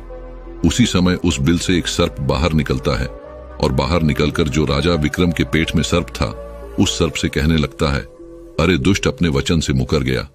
तूने तो महाराज विक्रम से कहा था कि मैं दूर वन में जाकर तुम्हारे पीठ से बाहर निकल जाऊंगा, और तो ऐसे परोपकारी राजा के पीठ में जाकर के बैठ गया। तुम्हारे जहर के कारण राजा के पूरे शरीर से कोढ़ निकाल आया। अरे तुझे शर्म नहीं आई कि तूने कितना गलत काम किया है? क्योंकि इतने समय में राजा विक्रम न जाने कितने ही जीवों का दुख दूर करते हुए सर्प आगे कहता है, यदि कोई सुन रहा हो तो मैं तेरे मरने का उपाय बताता हूं। यदि कोई गंगा जल लाकर के इस राजा को पिला दे तो तेरे उसी समय 100 टुकड़े हो जाएंगे और मल के रास्ते से बाहर निकल जाएगा। अब राजा के पेट के अंदर बैठा हुआ जो सर्प था वह दूसरे सर्प से कहने लगा कि तेरे जैसा भी मैंने कभी नहीं देखा। धन के खजाने पर कुंडली मारकर बैठा है। यदि यह धन मानव समुदाय के कल्याण के लिए लगाया जाता तो इससे न जाने कितने मानवों का भला होता। मैं भी तेरे मरने का उपाय बताता हूं। यदि कोई सुन रहा हो तो कोई पीपा तेल गर्म करके तेरे बिल में डाल दे तो उसी समय तो नष्ट हो जाएगा, और इस बिल वाले स्थान की खुदाई करेगा तो यहां पर अपार धन संपत्ति निकलेगी। उस बात को चित्रलेखा बड़े ध्यान से सुन रही थी। चित्रलेखा ने मन में विचार आया, यह राजा विक्रम है और इनके पेट में एक सर्प बैठा हुआ है। इस कारण महाराज के शरीर से कोढ़ निकाल रहा है। तो वह बेचारी चित्ररेखा एक आर्षि के आश्रम पर पहुंचती है और उन आर्षि से अनुरोध करती है कि महात्मा, मुझे एक गिलास गंगाजल की आवश्यकता है। आर्षि ने कहा, बे तुम कौन हो और गंगाजल का क्या करेगी? तो वह चित्ररेखा कहने लगी, हे मुनिवर, मैं राजा तमध्वज की बेटी चित्ररेखा हूं और मेरे पति के लिए मुझे दवा के रूप में गंगाजल चाहिए। उस आर्षि ने उसे एक गिलास गंगाजल दे दिया। अब चित्ररेखा गंगाजल लेकर जल्दी ही महाराज विक्रम के पास पहुंच गई और पहुंचकर महाराज विक्रम से कहने लगे कि महाराज, यह दवाई है, आपके कोढ़ को सही करने के लिए आप इसे ग्रहण कीजिए। राजा विक्रम उस गंगाजल को पी गए और जैसे ही राजा विक्रम ने उस गंगाजल का पान किया तो उस सर्प के उसी समय 100 टुकड़े हो गए। जो पेट में था वह सर्प नष्ट हो गया। वह धीरे धीरे राजा के शरीर से मल के रास्ते से बाहर निकल आया। अब तो राजा का कोढ़ धीरे धीरे सही होने लगा और कुछ ही दिनों में राजा का कोढ़ बिल्कुल सही हो गया। राजा का पूरा उपचार हो गया। राजा पहले की तरह स्वस्थ हो गए। अब राजा विक्रम से चित्ररेखा कहने लगी, हे महाराज, मैं एक स्त्री हूं, इस शहर में नहीं जा सकती हूं। आप शहर में जाइए और एक पीपा तेल का लेकर आ जाएं। राजा विक्रम कहने लगे कि चित्ररेखा, उस तेल का तुम क्या करोगी? चित्ररेखा ने कहा, महाराज, आप पहले तेल का पीपा लेकर आइए, फिर मैं आपको बताऊंगी। फिर चित्ररेखा की बात सुनकर राजा विक्रम बाजार में जाते हैं और वहां से एक पीपा तेल का लेकर आते हैं। फिर चित्ररेखा वहां आग जलाती है और उस आग पर उस तेल को गर्म करती है और गर्म करके उस सर्प के बिल में खाली कर देती है। जैसे ही उस बिल में वह गर्म तेल डाला गया तो सर्प की मृत्यु हो गई। राजा विक्रम से चित्ररेखा कहने लगी कि महाराज, स्थान को खोद दीजिए। फिर राजा विक्रम ने जब उस स्थान की खुदाई की तो वहां से अपार धन संपत्ति निकाली। चित्ररेखा कहने लगी, महाराज देखिए, मैं जानती हूं कि आप जय नरेश राजा विक्रम हैं, परंतु मेरे पिता ने मेरा अपमान किया है और मुझे एक कोढ़ाई को दिया था, परंतु मैं मेरे भाग्य का खाती हूं, इसलिए इसी स्थान पर मेरे पिता का जो महल है उससे अच्छा महल बनना चाहिए। राजा विक्रम कहने लगी, चित्ररेखा, तुम कैसी बातें कर रही हो? हम नरेश हैं, भला यहां पर महल क्यों बनाएंगे? आप उज्जैन नगरी को चलिए। परंतु राजा विक्रम के कहने पर भी चित्ररेखा नहीं मानी। फिर राजा विक्रम ने उस वन में एक शानदार महल का निर्माण करवाया। इस संसार में सबसे बलवान समय होता है और कोई बलवान नहीं होता है। जिसका समय अच्छा होता है वह आगे बढ़ता रहता है और जिसका समय खराब हो जाता है, जिसका समय विपरीत होता है, वह पतन की ओर अग्रसर हो जाता है। राजा ताम्रध्वज पर एक दूसरा राजा आक्रमण कर देता है और उस आक्रमण में तमध्वज पराजित हो जाता है और राज अपने परिवार सहित प्राण बचाने के लिए उसी वन में पहुंच जाता है। जब वन में राजा भूखा प्यासा भटक रहा था, फटे हुए वस्त्र और भूख से पीड़ित और प्यास से राजा का गला सूखा जा रहा था, तो राजा घूमते घूमते उस चित्ररेखा और राजा विक्रम के महल के नजदीक से गुजरता है। तो चित्ररेखा अपने पिताजी को पहचान जाती है। चित्ररेखा ने अपने एक सेवक को भेजा और सेवक भेजकर महाराज ताम्रध्वज, जो कि एक फटी हुई हाल में थे, उनके पास वस्त्र नहीं थे, उन्हें बुलवाया। ताम्रध्वज ने सोचा कि यह न जाने कौन है और हमें क्यों बुला रही है। जब राजा ताम्रध्वज उस लड़की के पास पहुंचे तो लड़की को पहचान लिया। चित्ररेखा ताम्रध्वज से कहने लगी कि पिताजी, मैं वही चित्ररेखा हूं और मैं आपसे यह कहती थी कि मैं मेरे भाग्य का खाती हूं। देखिए, मैं मेरे ही भाग्य का खाती हूं, आपके भाग्य का नहीं खाती हूं। आपने ने मुझे एक कूड़ी को दिया था, परंतु मेरे भाग्य में तो एक सम्राट लिखा था। देखिए पिताजी, मैं उज्जैन नरेश राजा विक्रम की पत्नी हूं। राजा ताम्रध्वज मन में विचार करता है और अपनी उस लड़की से अपने अपराध के लिए क्षमा मांगता है। इस संसार में सबसे बड़ा बलवान समय है और हर कोई व्यक्ति किसी दूसरे के भाग्य का नहीं खाता है। हर कोई यह सोचता है कि यह मेरे भाग्य का खा रहा है। नहीं, कोई किसी के भाग का नहीं खाता है। जो कोई खाता है वह अपने भाग्य का ही खाता है। हर दाने दाने पर खाने वाले का नाम होता है। आप यह ना सोचे कि हम किसी को खिला रहे हैं, आप किसी को खिलाने वाले कौन होते हैं? इस संसार को खिलाने वाला तो एक ही है, और वह है भगवान शिव शंकर। जो अपनी बात से मुकर जाता है, उसका अंत वही होता है जो राजा विक्रम के पेट में बैठे हुए उस सर्प का हुआ था। अंततः वह विनाश को प्राप्त होता है। हमेशा सत्य की ही जीत होती है और अधर्मी, अत्याचारी और पापियों का अंत होता है। इस तरीके से राजा विक्रम और उसकी पत्नी चित्ररेखा ने राजा ताम्रध्वज का बड़ा स्वागत किया। वह राजा विक्रम महाराज ताम्रध्वज को अपने साथ उज्जैन ले आए और बाद में राजा विक्रम ने अपनी सेना राजा तमरध्वज के साथ भेजी, और जिस राजा ने तमरध्वज को पराजित किया था उससे अपना राज्य वापस पा लिया। जिसकी किस्मत अच्छी होती है, जिसके कर्म अच्छे होते हैं, उसे ईश्वर कहीं ना कहीं से देता है। हम और तुम तो अपने परिवार का पालन करने में भी हिचक जाते हैं, लेकिन इस संसार का पालन करने वाले को देखिए, वह पूरे संसार का हर जीव जंतुओं का ध्यान रखता है। वीडियो अगर पसंद आया हो तो वीडियो को लाइक और हमारे चैनल को सब्सक्राइब करें और अपने दोस्तों के साथ शेयर करें। धन्यवाद, और कमेंट करके बताएं वीडियो कैसी लगी। हमें आपके सपोर्ट की बहुत आवश्यकता है। धन्यवाद। दोस्तों, यह बात तो आपने सुनी होगी कि कर्मों का फल और भाग्य का लिखा कभी नहीं मिटता। हम अच्छे कर्म और बुरे कर्म नीचे धरती पर करते हैं और हम सोचते हैं कि हमें कोई नहीं देख रहा, लेकिन एक अलौकिक शक्ति है जो हमेशा हम पर नजर रखती है। जैसा बीज बोओगे वैसी ही फसल प्राप्त करोगे।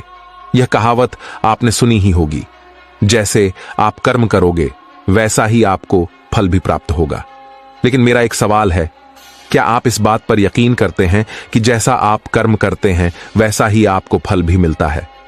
आइए इस कहानी के माध्यम से समझते हैं दोस्तों। यह कहानी बड़ी ही शिक्षाप्रद, महत्वपूर्ण और ज्ञानवर्धक है। मेरा आपसे निवेदन है कि कहानी के अंत तक हमारे साथ में बने रहना। नमस्कार दोस्तों, स्वागत है आपका हमारे चैनल सिद्धार्थ इंस्पायर्ड चैनल पर। तो चलिए प्रारंभ करते हैं आज की कहानी, जो ज्ञानमय धारा सुसज्जित है। YouTube चैनल में आपका दिल से स्वागत है। बहुत समय पहले की बात है। एक गांव में हरीश नाम का किसान रहता था। उसके परिवार में सिर्फ हरीश और उसकी पत्नी रहती थी। एक दिन वह किसान और उसकी पत्नी अनाज बेचने के लिए दूसरे नगर गए थे। जब वह अनाज बेचकर दूसरे नगर से अपने नगर आ रहे थे, दोनों अनजान शहर में एक सुनसान रास्ते से जा रहे थे। जब वह दूसरे राज्य की सीमा से निकले तो उन्हें रास्ते में कुछ डाकू मिल गए, और उन डाकुओं ने उस किसान और उसकी पत्नी के पास जो कुछ भी था वह सब कुछ लूट लिया। और इस तरह किसान और उसकी पत्नी को डाकुओं ने भिखारी बना दिया। इसके बाद डाकुओं का गिरोह वहां से चला गया। डाकू तो चले गए, लेकिन किसान और उसकी पत्नी को लूटने के बाद वह दोनों चिंता में पड़ गए और सोचने लगे कि आगे क्या किया जाए। एक तो अनजान शहर, और अनजान शहर में दोनों का बुरा हाल था, क्योंकि अनजान शहर में पैसा ही सब कुछ होता है। किसान अपनी पत्नी को लेकर अनजान शहर की तरफ बढ़ने लगा।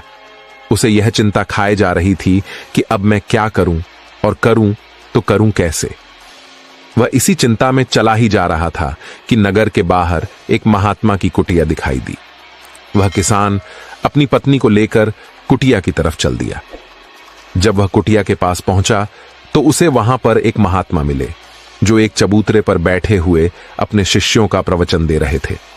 महात्मा को देखकर किसान सोचने लगा, क्यों ना इन साधु महाराज को अपनी समस्या बताऊं, शायद या मेरी समस्या का कुछ समाधान कर दे। ऐसा विचार करके वह किसान उन साधु महात्मा के पास पहुंच गया और उन्हें प्रणाम किया। फिर बहुत ही विनम्र स्वर में उसने अपनी समस्या उन महात्मा को बताई और कहने लगा, महाराज, यदि किसी तरह आप मेरी पत्नी को किसी सेठ के पास गिरवी रखवाकर मुझे कुछ पैसे दिलवा दें तो आपकी बड़ी कृपा होगी। जब साधु ने किसान की बात सुनी तो उस साधु महात्मा को उस किसान पर दया आ गई। साधु ने अपने परिचित सेठ के बारे में बताया और उस किसान को उसके पास भेज दिया। किसान अपनी पत्नी को लेकर उस सेठ के पास पहुंच गया और उस सेठ से हाथ जोड़कर कहने लगा, सेठ जी, मुझे कुछ पैसों की आवश्यकता है मेरे पास गिरवी रखने के लिए। और तो कुछ नहीं है, बस मेरी पत्नी है। आप मेरी पत्नी को गिरवी रखकर मुझे कुछ पैसे दे दीजिए। मैं उन पैसों से कोई व्यापार करके जल्दी ही आपका पूरा रकम ब्याज सहित वापस कर दूंगा और अपनी पत्नी को आपसे छुड़ा लूंगा। तब तक मेरी पत्नी आपके दिए हुए पैसों में आपके पास गिरवी रहेगी। सेठ ने जब उस किसान की बात सुनी तो वह पैसे देने के लिए तैयार हो गया और पैसों के बदले में किसान की पत्नी को अपने पास गिरवी रख लिया। किसान सेठ के पास अपनी पत्नी को गिरवी रखकर और उस सेठ से कर्ज लेकर व्यापार करने के लिए आगे बढ़ गया। किसान ने उन रुपयों से अनाज का व्यापार शुरू कर दिया। वह अब किसान से व्यापारी बन गया। अब सस्ते दामों में किसानों से अनाज को खरीदा था और दूसरे जरूरतमंद किसानों को महंगे दामों में बेचता था। इसी प्रकार हरीश ने उन पैसों से बहुत ही कम समय में अच्छा खासा धन अर्जित कर लिया। जब हरीश ने खूब पैसा कमा लिया तो 8 महीने बाद फिर हरीश उसी नगर में वापस लौट आया जिस नगर में वह अपनी पत्नी को सेठ के पास गिरवी रखकर गया था। हरीश नगर में आकर सीधा उस सेठ के पास पहुंच गया और सेठ के पास पहुंचकर कहने लगा, सेठ जी, मैं 8 महीने पहले आपके पास अपनी पत्नी को गिरवी रखकर गया था। आप अपना हिसाब करके मुझसे रुपए ले लीजिए और मेरी पत्नी को मुझे वापस लौटा दीजिए। यह सुनकर उस सेठ ने कहा, भाई क्या बताऊं, आज से 3 महीने पहले की बात है। तुम्हारी पत्नी अचानक बीमार पड़ गई और उस बीमारी के कारण तुम्हारी पत्नी की मृत्यु हो गई। मैंने तुम्हारी पत्नी का बहुत इलाज भी करवाया, अच्छे से अच्छे वेद को बताया, लेकिन मैं फिर भी तुम्हारी पत्नी को नहीं बचा सका। हरीश ने जब उस सेठ के मुंह से यह सुनकर बड़ा दुखी हुआ, फिर थोड़ा धीरज रखकर उस सेठ से बोला, सेठ जी, जो होना था वह तो हो चुका है। शायद मेरे नसीब में ही ऐसा लिखा हुआ था। अब वह मेरे साथ रहती तब भी आयु पूरी होने पर उसे मरना ही पड़ता। होनी को कौन टाल सकता है। फिर भी आप अपने पैसे मुझसे ले लीजिए ताकि मुझे इस बात का संतोष हो जाए कि मैं अपना आर्ण चुका दिया और मैंने आपका कर्ज चुकाकर अपनी पत्नी को गिरवी रखने के कलंक से खुद को बचा लिया। हरीश की इस बात सुनकर वह सेठ बोला, नहीं भाई, अब मैं तुझसे वह पैसा कैसे ले सकता हूं। जब मैं तुम्हारी अमानत ही तुम्हें नहीं लौटा सकता तो अपना कर्ज वापस लेने का मुझे कोई हक नहीं है। हरीश ने बार बार सेठ से अपना आरण वापस लेने का आग्रह किया, परंतु सेठ नहीं माना। उदास भाव से हरीश जब वहां से निकला तो रास्ते में फिर उसी स्थान पर पहुंच गया जहां पर वह उन साधु महात्मा से पहली बार मिला था। हमेशा की तरह साधु महात्मा अपने चबूतरे पर बैठे हुए अपने शिष्यों को प्रवचन दे रहे थे। हरीश भी मन की शांति के लिए वहीं पर जाकर बैठ गया और उन साधु महात्मा के प्रवचन सुनने लगा।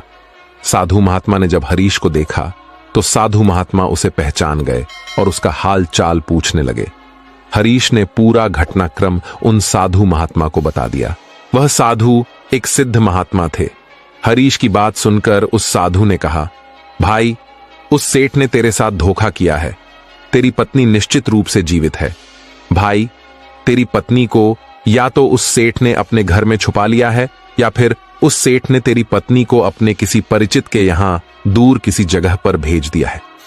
अब तू ऐसा कर, यहां के राजा के पास चला जा और राजा के दरबार में जाकर प्रार्थना करना कि राजा साहब मेरी पत्नी को उस सेठ से दिलवा दो, क्योंकि इस नगर का जो राजा है वह बहुत ही बुद्धिमान व्यक्ति है।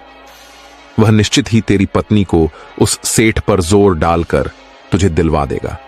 उसके दरबार में ही तुम्हारा फैसला होगा। जब हरीश ने उस साधु महात्मा की बातों को सुना तो हरीश साधु महात्मा की बात मानकर राजा के दरबार में जाने के लिए चल दिया। हरीश राजा के दरबार में पहुंच गया और राजा की दरबार में पहुंचकर राजा से गुहार लगाने लगा कि महाराज, मेरी पत्नी को सेठ से मुझे दिलवा दीजिए। महाराज, मैंने सेठ से कुछ धन उधार लिया था। बदले में अपनी पत्नी को सेठ के पास गिरवी रख कर गया था। जब मैं धन लेकर अपनी पत्नी को उस सेठ के पास लेने गया तो वह कह रहा है कि उसका मृत्यु हो गया है। वह झूठ बोल रहा है। हरीश की प्रार्थना सुनकर राजा ने सेठ को दरबार में बुलाया और उससे कहा, सेठ, क्या यह बात सच है कि यह किसान कुछ रुपयों के बदले में अपनी पत्नी को तुम्हारे पास गिरवी रख कर गया था? सेठ ने स्वीकार करते हुए कहा कि हां राजन, किसान की यह बात बिल्कुल सच है। राजा ने फिर कहा, तुम इसकी पत्नी को क्यों नहीं लौटा रहे हो? राजा की बात सुनकर वह सेठ बोला, कैसे लौटा सकता हूं महाराज? मैंने इस किसान को बता तो दिया कि आज से 3 महीने पहले इसकी पत्नी की मृत्यु हो चुकी है। महाराज, अब मैं धर्मराज के पास जाकर तो इसकी पत्नी को वापस नहीं ला सकता। राजा ने पूछा, कोई गवाह है तुम्हारे पास जो इस बात की पुष्टि कर दे कि इसकी पत्नी की मृत्यु हो चुकी है? तो सेठ बोला, जी महाराज, इस बात की पुष्टि वह अच्छी तरह से कर देगा जिसने इस व्यापारी की पत्नी का इलाज किया था। वह 4 व्यक्ति भी इस बात की गवाही दे देंगे जो इसकी पत्नी को श्मशान में जलाकर आए थे। उस सेठ ने यह बात इतने आत्मविश्वास के साथ कही कि राजा को भी उस पर भरोसा हो गया। तब राजा ने हरीश से कहा, भाई, अगर तुम्हारी पत्नी जीवित होती तो हम तुम्हें अवश्य दिलवा देते। अब तो हमारी भी मजबूरी है। इस प्रकार राजा ने हरीश को समझा बुझाकर वापस भेज दिया। हरीश फिर से साधु महात्मा के पास पहुंच गया और जो कुछ दरबार में राजा और सेठ ने कहा वह सारी बातें साधु महात्मा को बता दी। यह सब सुनकर उस ज्ञानी महात्मा ने कहा, मैंने राजा को इतना विवेकहीन नहीं समझा था। मुझे दुख है कि उसने तुम्हारे साथ कोई न्याय नहीं किया। उस राजा ने सेठ की बातों पर तो यकीन कर लिया और तुम्हें समझा बुझाकर मेरे पास वापस भेज दिया। अब तुम मेरी एक बात सुनो। तुम एक बार फिर से राजा के पास जाओ और उसे कहना कि सिर्फ 3 घंटे के लिए वह अपनी राजगद्दी पर मुझे बैठने का अधिकार दे दें। तब मैं राजा को बताऊंगा कि न्याय कैसे किया जाता है और न्याय किसे कहते हैं। हरीश एक बार फिर से राजा के दरबार में पहुंचा और जैसा उस साधु महात्मा ने कहा था उसने राजा से कह दिया कि राजा ने हरीश की यह बात सुनी। तो यह सुनकर राजा ने कहा, मुझे 3 घंटे के लिए राजगद्दी छोड़ने में कोई ऐतराज नहीं है। यदि ऐसा करने से तुम्हें न्याय मिल जाएगा तो मैं 3 घंटे के लिए उस साधु महात्मा के लिए अपनी राजगद्दी छोड़ दूंगा। तुम उन महात्मा को राज दरबार में ले आओ। हरीश ने जब राजा की यह वचन सुन तो हरीश साधु महात्मा के पास गया और उन साधु महात्मा को राज दरबार में ले आया। जब साधु महात्मा राज दरबार में पहुंच गए तो राजा ने अपनी राजगद्दी उन साधु महात्मा को सौंप दी। फिर राजगद्दी पर विराजमान होते ही साधु महात्मा के सामने उस सेठ को दरबार में प्रस्तुत किया और उससे कहा, सेठ जी, आपने कहा कि इस किसान की पत्नी आपके पास रहते हुए 3 महीने पहले ही स्वर सिद्धर गई और आपका कहना है कि आपके पास इसकी पत्नी के मरने की गवाह भी मौजूद है। क्या मैं उन गवाह से मिल सकता हूं? फिर राजा बने। साधु महात्मा के आदेश पर सेठ के गवाह पेश किए गए। सबसे पहले साधु ने उस वेद को बुलाया। उसने हरीश की पत्नी का इलाज किया था। साधु ने वेद से पूछा, क्यों भाई, आपने ही हरीश की पत्नी का इलाज किया था? वेद बोला, जी हुजूर, मैंने ही हरीश की पत्नी का इलाज किया था। वेद की बात सुनकर वह साधु बोला, अच्छा वेद जी, मुझे यह बताओ कि तुम हरीश की पत्नी का इलाज करने के लिए सेठ के घर जाते थे या फिर हरीश की पत्नी इलाज करवाने के लिए तुम्हारे पास आती थी? राजा बने। साधु महात्मा की बात सुनकर वह वेद राजा से बोला, महाराज, सेठ जी मेरे औषधालय पर स्वयं आकर दवा ले जाते थे। साधु बोला, यानी तुम विश्वास के साथ यह नहीं कह सकते कि दवा सेठ हरीश की पत्नी के लिए ही ले जाता था या फिर किसी और के लिए? साधु की बात सुनकर वह वेद बोला, हां महाराज, यह बात मैं यकीन के साथ तो नहीं कह सकता कि सेठ किसके लिए दवाई ले जाते थे, लेकिन सेठ जी मुझसे दवाई जरूर ले जाया करते थे। वेद की बात सुनकर वह साधु बोला, उसका मतलब तो यही हुआ कि तुम मरीज को बिना देखे ही दवाइयां देते हो, या तो बहुत ही गंभीर है। तुम दवा के स्थान पर किसी को जहर भी तो दे सकते हो, और हो सकता है तुम्हारे द्वारा दिए हुए जहर से ही हरीश की पत्नी की मृत्यु हुई हो। उस साधु की यह बातें सुनकर वेद का चेहरा डर के मारे पीला पड़ने लगा और वह भयभीत स्वर में बोला, नहीं हुजूर, ऐसा हरगिज नहीं हो सकता। मैं अपने किसी मरीज को दवा के बदले भला जहर क्यों दूंगा, और इस तरह से मेरी सारी मान प्रतिष्ठा भी धूल में मिल जाएगी। वेद की बात सुनकर वह साधु महात्मा बोला, अब तो तुम ऐसा ही कहोगे। मैं तुम्हें अपने कर्तव्य के प्रति लापरवाही करने के और एक मरीज के जीवन में खिलवाड़ करने के अपराध में 50 कोड़े लगाने का आदेश देने जा रहा हूं। इसके साथ ही तुम्हारा मुंह काला करके सारे नगर में तुम्हें घुमाया भी जाएगा। अब तुम सोच लो, वेद सच बोलोगे या फिर मैं सैनिक को तुम्हें गिरफ्तार करने का आदेश दूं। यह सुनकर वेद का शरीर कांपने लगा और वह उस साधु के कदमों में जा गिरा और बड़ा, हुजूर मुझे माफ कर दीजिए। मैं स्वीकार करता हूं कि मैं सेठ के किसी मरीज का कोई भी इलाज नहीं किया। सेठ ने तो मुझे पैसे दिए थे और कहा था कि यदि गवाही की आवश्यकता पड़े तो ऐसा कहकर उसके पक्ष में गवाही दे दूं। बस मेरा इतना ही अपराध है कि मैं लालच में आकर इस सेठ का प्रस्ताव स्वीकार कर लिया। राजा बने। साधु का महात्मा ने कहा, वेद जी, कुछ भी हो, आपने अपराध तो किया है, इसलिए मैं तुम्हें झूठी गवाही के इल्जाम में 100 कोड़े लगाने का आदेश देता हूं। साधु महात्मा के आदेश पर राजा के सैनिक ने तुरंत ही पालन किया। सैनिकों ने तत्काल ही उस वेद को पकड़ लिया और भरे दरबार में उस कोड़े लगाने लगे। पहला कोड़ा लगते ही वह जोर से चिक पड़ा और कहने लगा, महाराज मुझ पर रहम कीजिए, महाराज मुझ पर दया कीजिए, मैं मर जाऊंगा। हर कोड़े के साथ उसके गले से करुणामय आवाज निकलने लगी। उसकी चीख राज दरबार में गूंज उठी।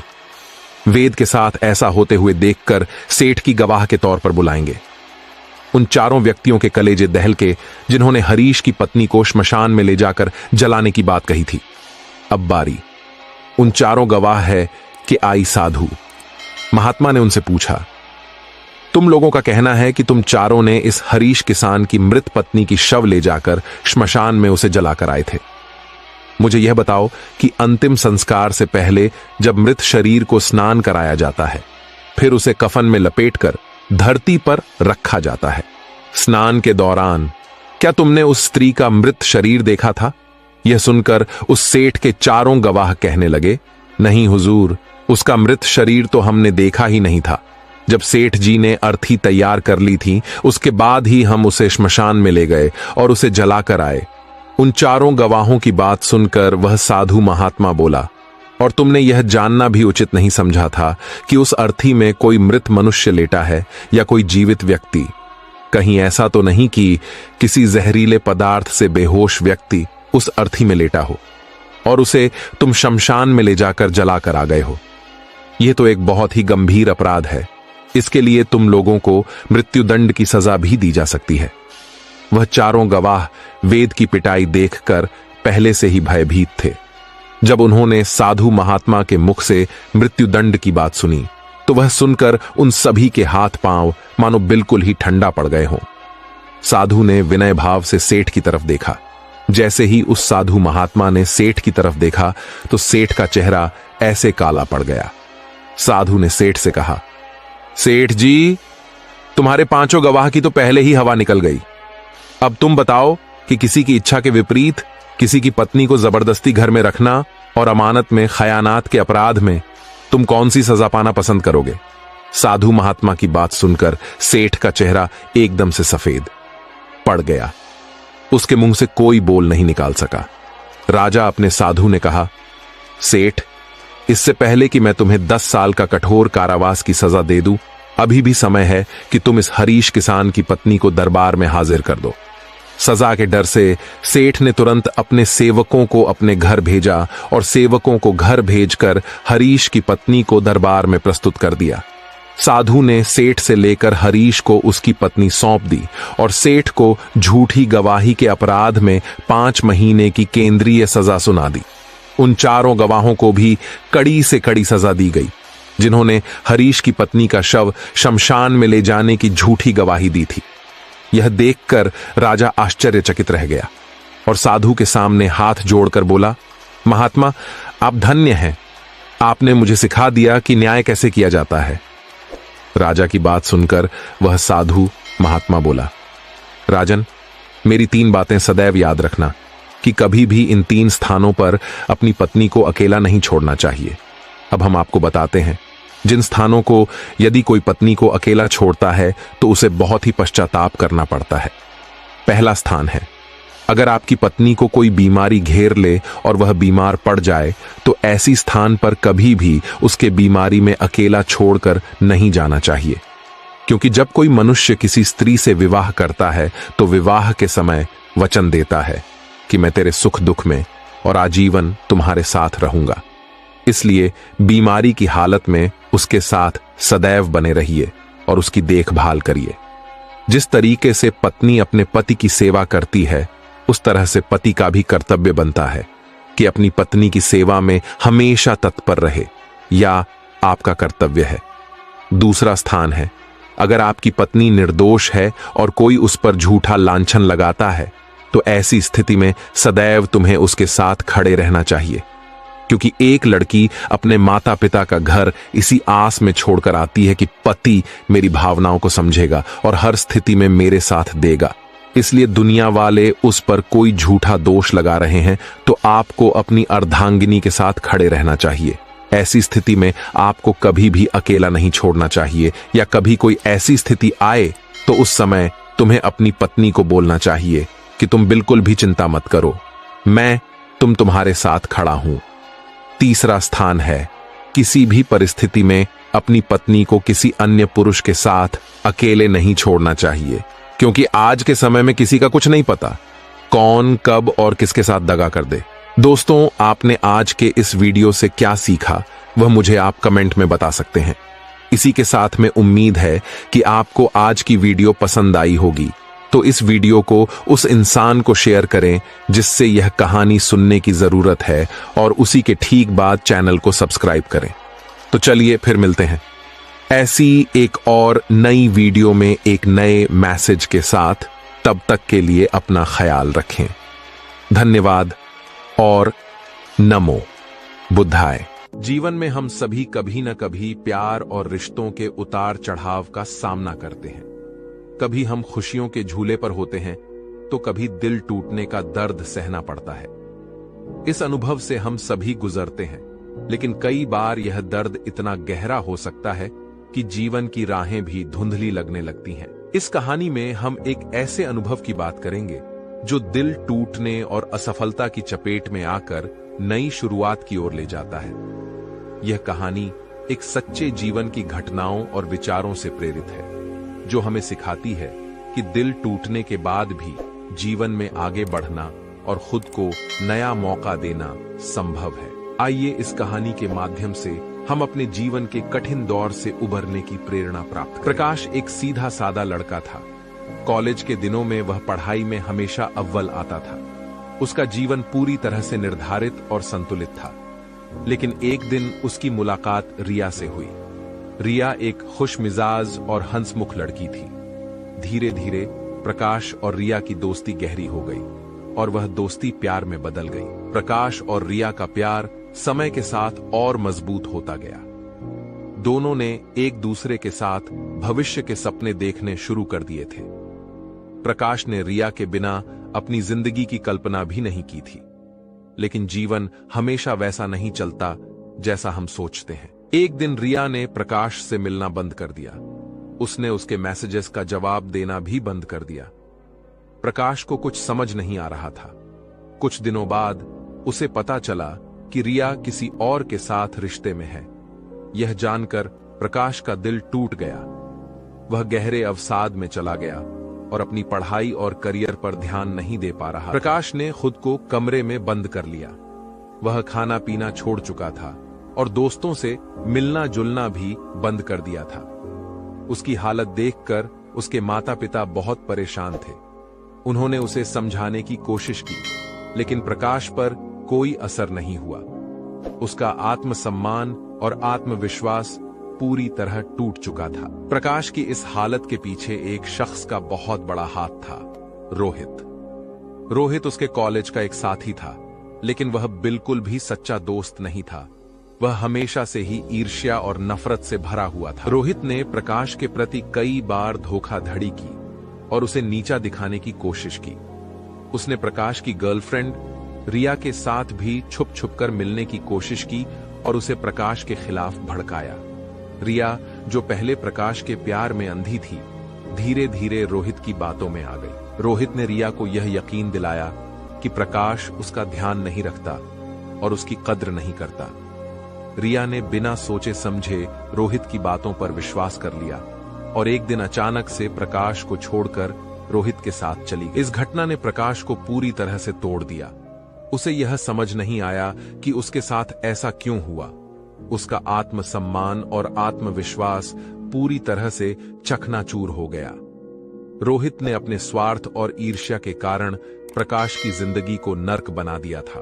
प्रकाश की मां ने देखा कि उसका बेटा बुरी स्थिति में है और उसे किसी तरह से इस अंधकार से बाहर लाने की कोशिश की जानी चाहिए। उसने अपने बेटे को प्यार से देखा और कहा, बेटा, मैं तुम्हें एक कहानी सुनाना चाहती हूं। यह कहानी तुम्हारी मदद कर सकती है।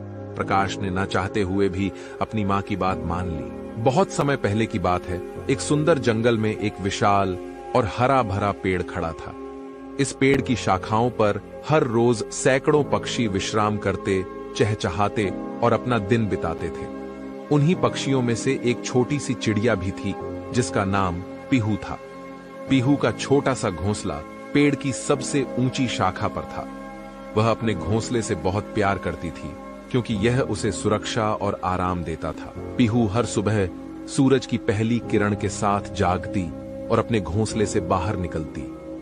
वह आसपास के फूलों से मधु एकत्र करती, अपने बच्चों को खाना खिलाती और पूरे दिन चहचहाते हुए बिताती। उसे अपने पेड़ से बहुत प्यार था क्योंकि यह पेड़ उसे न सिर्फ छांव और आराम देता था बल्कि यह उसके बच्चों के लिए भी एक सुरक्षित स्थान था। लेकिन एक दिन मौसम अचानक बदल गया। आसमान में काले बादल छा गए और तेज हवाएं चलने लगीं। जंगल में हड़कंप मच गया और सभी जानवर और पक्षी अपने अपने घरों की तरफ दौड़ पड़े। पीहू भी अपने बच्चों को लेकर घोंसले में लौट आई और उन्हें अपनी पंखों के नीचे सुरक्षित कर लिया। आंधी तेज हो गई, बिजली चमकने लगी और पेड़ की शाखाएं जोर जोर से हिलने लगी।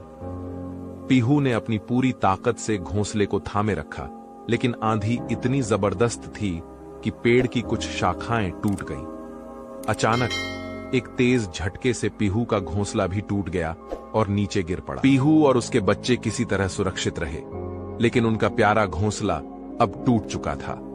पीहू बहुत दुखी थी। उसे समझ नहीं आ रहा था कि अब क्या करेगी और कहां जाएगी।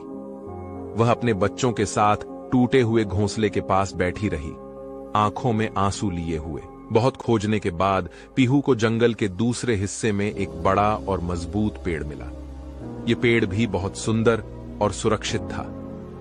पीहू ने वहां एक नया घोंसला बनाया और अपने बच्चों के साथ फिर से खुशहाल जीवन बिताने लगी। उसने सीखा कि हर मुश्किल के बाद भी जीवन में नए अवसर आते हैं। पीहू ने धीरे धीरे अपना नया घर बसाया और नए पेड़ से भी उतना ही प्यार करने लगी। उसने अपने बच्चों को भी सिखाया कि चाहे कितनी भी मुश्किलें आएं, हमें कभी हार नहीं माननी चाहिए। जीवन में आगे बढ़ते रहना चाहिए और हर चुनौती का सामना धैर्य और समझदारी से करना चाहिए। उसकी मां ने धीरे से कहा, बेटा, पीहू ने अपने जीवन की सबसे बड़ी चुनौती का सामना किया और उसने हार नहीं मानी। उसने अपने बच्चों के लिए एक नया घर बनाया और फिर से खुशहाल जीवन बिताने लगी। प्रकाश ने सोचा, अगर पीहू, जिसने अपने प्यारे घोंसले को खो दिया, फिर से नया घर बसा सकती है और खुश रह सकती है, तो मैं क्यों नहीं? जो मुझे छोड़कर चला गया, उसका जाना भी शायद मेरे जीवन में कुछ नया लाने का संकेत हो सकता है। उसने अपनी मां की तरफ देखा और कहा, मां, मैं समझ गया हूं। जो हमें छोड़कर चला जाता है, उसे जाने देना ही सही होता है। हमें अपने जीवन में आगे बढ़ना चाहिए और नए अवसरों का स्वागत करना चाहिए। प्रकाश की मां ने मुस्कुराते हुए उसे गले लगा लिया और कहा, बिल्कुल बेटा, यही जीवन का नियम है। जब तक हम पुराने दुखों को छोड़कर आगे नहीं बढ़ेंगे, हम नए सुखों को महसूस नहीं कर पाएंगे। जैसे जैसे समय बीतता गया, प्रकाश की स्थिति में सुधार हुआ। उसने अपने जीवन को एक नई दिशा दी और अपने सपनों को साकार करने की दिशा में कदम बढ़ाया। उसकी मेहनत और संघर्ष ने उसे एक नई शुरुआत की ओर अग्रसर किया। प्रिय मित्रों, यदि आप भी प्रेम में धोखा खाने के बाद दिल टूटे हुए महसूस कर रहे हैं, तो यह संदेश आपके लिए है। जब प्यार में धोखा मिलता है और दिल टूटता है, तो यह दर्द असहनीय लग सकता है। आप महसूस कर सकते हैं कि आपकी दुनिया उजड़ गई है और कोई भी उम्मीद बाकी नहीं है। लेकिन यह समझना जरूरी है कि यह दर्द भी एक हिस्सा है जीवन की यात्रा का। जो तुम्हें छोड़कर चला जाए, उसे जाने दो। जब कोई आपके जीवन में आता है और फिर चला जाता है, तो इसका मतलब यह नहीं है कि आपकी दुनिया खत्म हो गई है। यह एक अवसर है खुद को समझने और जीवन की नई राहें खोजने का। आपके दिल के टूटने का कारण हो सकता है कि आपके जीवन में कुछ बेहतर होने वाला है। अपने आप से प्यार करें, अपने सपनों को पूरा करने की दिशा में कदम बढ़ाएं और खुद को नए सिरे से ढालें। कठिनाइयों के बावजूद अपने आत्मसम्मान और आत्मविश्वास को बनाए रखें। आप सक्षम हैं, आप मजबूत हैं और आप अपनी किस्मत को खुद बदल सकते हैं। अपने जीवन के नए अध्याय की शुरुआत कीजिए और खुद पर विश्वास रखिए। हमारे चैनल पर आपको और भी प्रेरणादायक कहानियां और जीवन की गहरी सच्चाइयां मिलेंगी, जो आपको आपके जीवन की यात्रा में मार्गदर्शन करेंगी। धन्यवाद। बढ़ते हैं अगली कहानी पर। आपने अक्सर लोगों को बोलते हुए सुना होगा कि सब मोह माया है, लेकिन सत्य तो यह है कि इस तरह के शब्दों का प्रयोग करने वाले ही माया से परिचित नहीं होते। असल में माया क्या है या माया किसे कहते हैं, यह बहुत कम ही लोग जानते हैं। हालांकि हमारे ग्रंथ हमें बताते हैं कि माया क्या है, लेकिन फिर भी लोगों ने उसके गलत मतलब ही निकाल पाए हैं। इसीलिए आज यह जानना और इसका प्रचार करना बेहद जरूरी है कि असलियत में माया क्या है। माया एक तरह से भ्रम है। माया भौतिक वस्तुएं हैं, पुत्र पुत्रियां, बैंक बैलेंस, जमीन जायदाद हैं, जिसे हम अपना मानते हैं। लेकिन वास्तविकता में सब ये माया है, यह सब भ्रम है। और मोह यानी इनको भोगने वाला लालच हमारे अंदर भरा हुआ है। लेकिन इसका मतलब यह नहीं कि हमें इन सब का इस सांसारिक जीवन में त्याग कर देना चाहिए, बल्कि हमें समझना चाहिए कि यह भौतिक वस्तुएं और सुख सुविधाएं पल भर के लिए होती हैं। अगर यह हमसे छिन जाए तो हमें दुख नहीं होना चाहिए। यह तब होगा जब हम माया और मोह के बंधन को समझें और इसके पीछे न भागें। आप जरा अपने आप को ही देख लीजिए। जब कोई बड़ी कामयाबी, बड़ा घर, खूब सारा पैसा, पुत्र पुत्री आदि जब आपको मिल जाता है तो आप कहते हैं कि सब भगवान ने दिया है। लेकिन जब यही सब चीजें आपके पास नहीं रहती तो आप कहते हैं कि भगवान, ये तूने क्या किया, मुझसे क्या भूल हुई, मुझसे ये सब क्यों छीना। लेकिन ये सब चीजें भगवान ने ही आपको दी हैं और वह ले भी सकता है। और ऐसा भी हो सकता है आपको इसके बदले और ज्यादा दे दे, लेकिन आप नहीं मानेंगे। आप उस चीज की वजह से आप दुखी हो जाएंगे। तब आप ये सोचे कि जब आप इस धरती पर आए थे तब आपके पास कुछ नहीं था और ये सब आपके साथ जाएगा भी नहीं। जाएंगे तो सिर्फ आपके किए हुए कर्म और आपका इस धरती पर दूसरों के प्रति प्रेम रूपी व्यवहार और आपकी महानता। क्या होता है माया में डूबना? व्यक्ति जब अपनी इंद्रियों को नियंत्रित करने में पूरी तरह असमर्थ हो जाता है, उस समय लोग उसे कहते हैं कि वह इंसान पूरी तरह माया में उलझा हुआ है। मतलब यही है कि वह जिंदगी के मूल्यों को भूलकर छोटी छोटी तुच्छता दिखा रहा है। अर्थात मनुष्य ऐसे कामों में, ऐसी चीजों की उत्पत्ति करने में फंस जाता है जो बिल्कुल भी स्थायी नहीं है। जब आप यह जानते हैं कि कोई चीज स्थायी नहीं है तो आपको उसमें अपना मन नहीं लगाना चाहिए, बल्कि आपको उस पर ध्यान केंद्रित करना चाहिए जो सर्वज्ञ और सर्वथा है। जरा सोचिए, आप इतने सालों से, बचपन से लेकर अभी तक वही काम करते आ रहे हैं जो बाकी सब कर रहे हैं। हो सकता है कि आप ज्यादा या दूसरे लोग कम कर रहे हों। यही काम आपके पिता ने किया होगा और यही उनके पिता ने किया होगा और यही उनके भी पिता ने। ऐसा ही कितने सालों से लोग दोहराते आ रहे हैं। फिर भी हम ये नहीं समझ पा रहे हैं कि आप भी वही प्रक्रिया दोहरा रहे जो लोग हजारों सालों से करते आ रहे हैं। अभी आप किसी माया रूपी चीज के पीछे पागल हैं। फिर यही करते करते आप किसी दिन मृत्यु को प्राप्त होंगे। फिर आपका बेटा या बेटी यही करते करते मृत्यु को प्राप्त होंगे और यही हजारों वर्ष तक चलेगा। अब आप सोचिए, क्या भगवान ने आपको इसी काम को दोहराने के लिए भेजा है? जरा भगवत गीता के इस श्लोक को समझे। दैवी हेषा गुणमयी मम माया दुरत्या मामेव ये प्रपद्यन्ते माया में ताम तरणतिते। इसका अर्थ है, गुणों से परिपूर्ण मेरी यह दिव्य माया अजेय है। जो मेरी शरण में आते हैं वे इस माया से पार हो जाते हैं। यहाँ पर अजेय का अर्थ है कि जिसको आप कभी नहीं जीत सकते, यानी आप माया से कभी मुक्त नहीं हो पाएंगे। लेकिन आप सभी जब भगवान की शरण में जाएंगे तो आप इससे पार यानी मुक्त हो जाएंगे। अगर आप माया को आसान भाषा में समझना चाहते हैं तो इसे जरूर सुनें।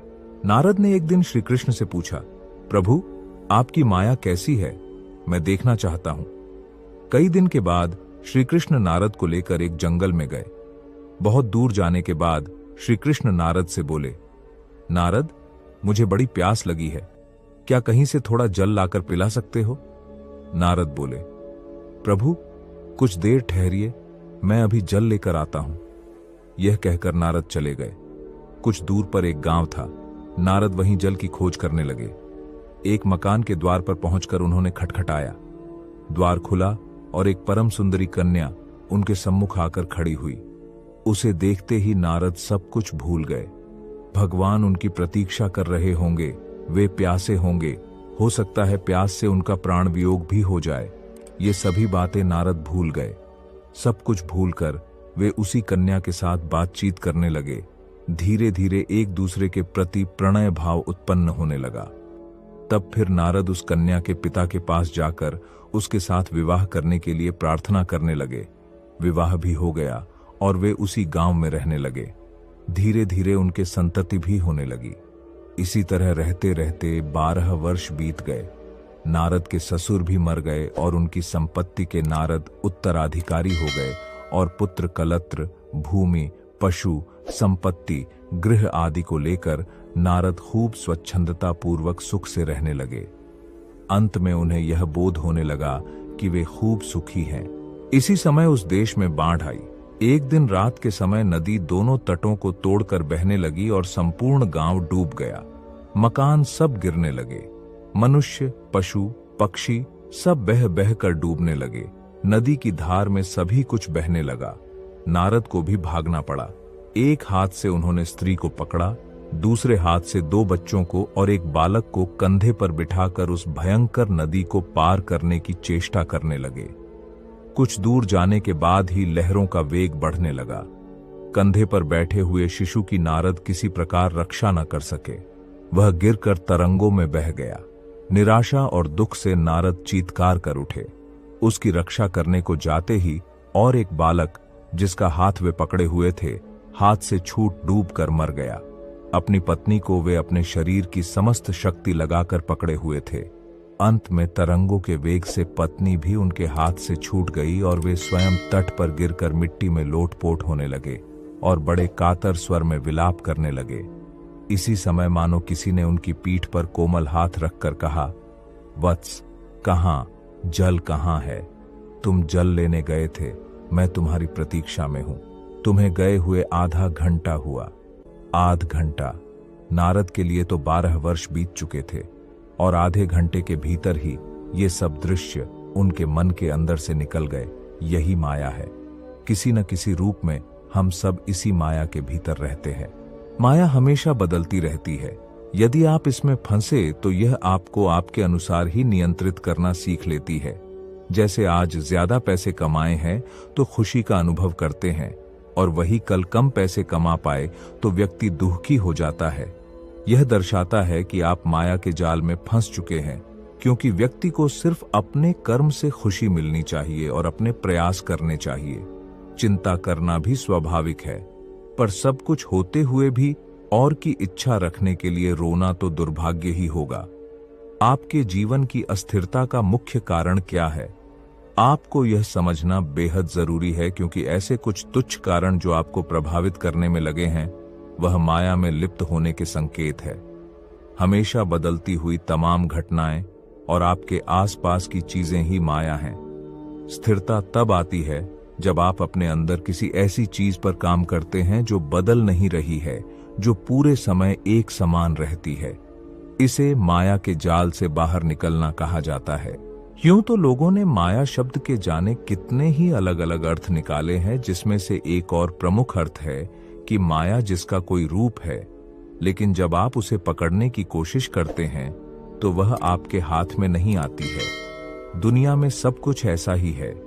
आपको कोई चीज बड़ी सुंदर लगती है, आपको आकर्षित करती है, आप उसके लिए तड़पने लगते हैं, यहां तक कि यदि वह नहीं मिलती तो लोग आत्महत्या भी कर लेते हैं।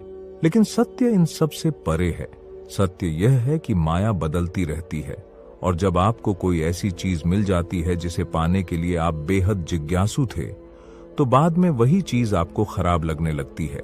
आपकी नजरों में उसकी कीमत कम होने लगती है और धीरे धीरे आप देखते हैं कि आपकी नजरों में उसकी सुंदरता पूरी तरह खत्म हो गई। तो इस बात का निष्कर्ष यही है कि वह माया है जो आपको आकर्षित करने का काम करती है, आपसे दूर रहकर आपको विचलित करने का काम करती है, और यदि आप उसे गलती से हासिल भी कर लेते हैं तो वह अपना रूप बदलकर किसी और वस्तु में समाने लगती है और फिर आप उसके पीछे लग जाते हैं। जो कुछ भी आपको विचलित करता है, भले भी वह कोई चीज हो या इंसान, तो आपको यह समझना चाहिए कि यह माया है और इसका काम सिर्फ आपको आपके मूल लक्ष्य से भटकाना है। इसके अतिरिक्त माया आपको कोई संतुष्टि नहीं देगी। यदि आप ऐसा सोचते हैं कि कोई महंगी गाड़ी लेकर आप खुद को संतुष्ट महसूस करेंगे, तो यह आपकी सबसे बड़ी गलतफहमी है। इसी प्रकार यदि आप किसी महिला को पाना चाहते हैं और आपको लगता कि यदि वह महिला आपके जीवन में आई तो आपको संतुष्टि मिलेगी, तो यह भी माया है और आपकी सबसे बड़ी भूल है। हर वह चीज जो तुमको अपनी तरफ खींचती है, आकर्षित करती है, आपके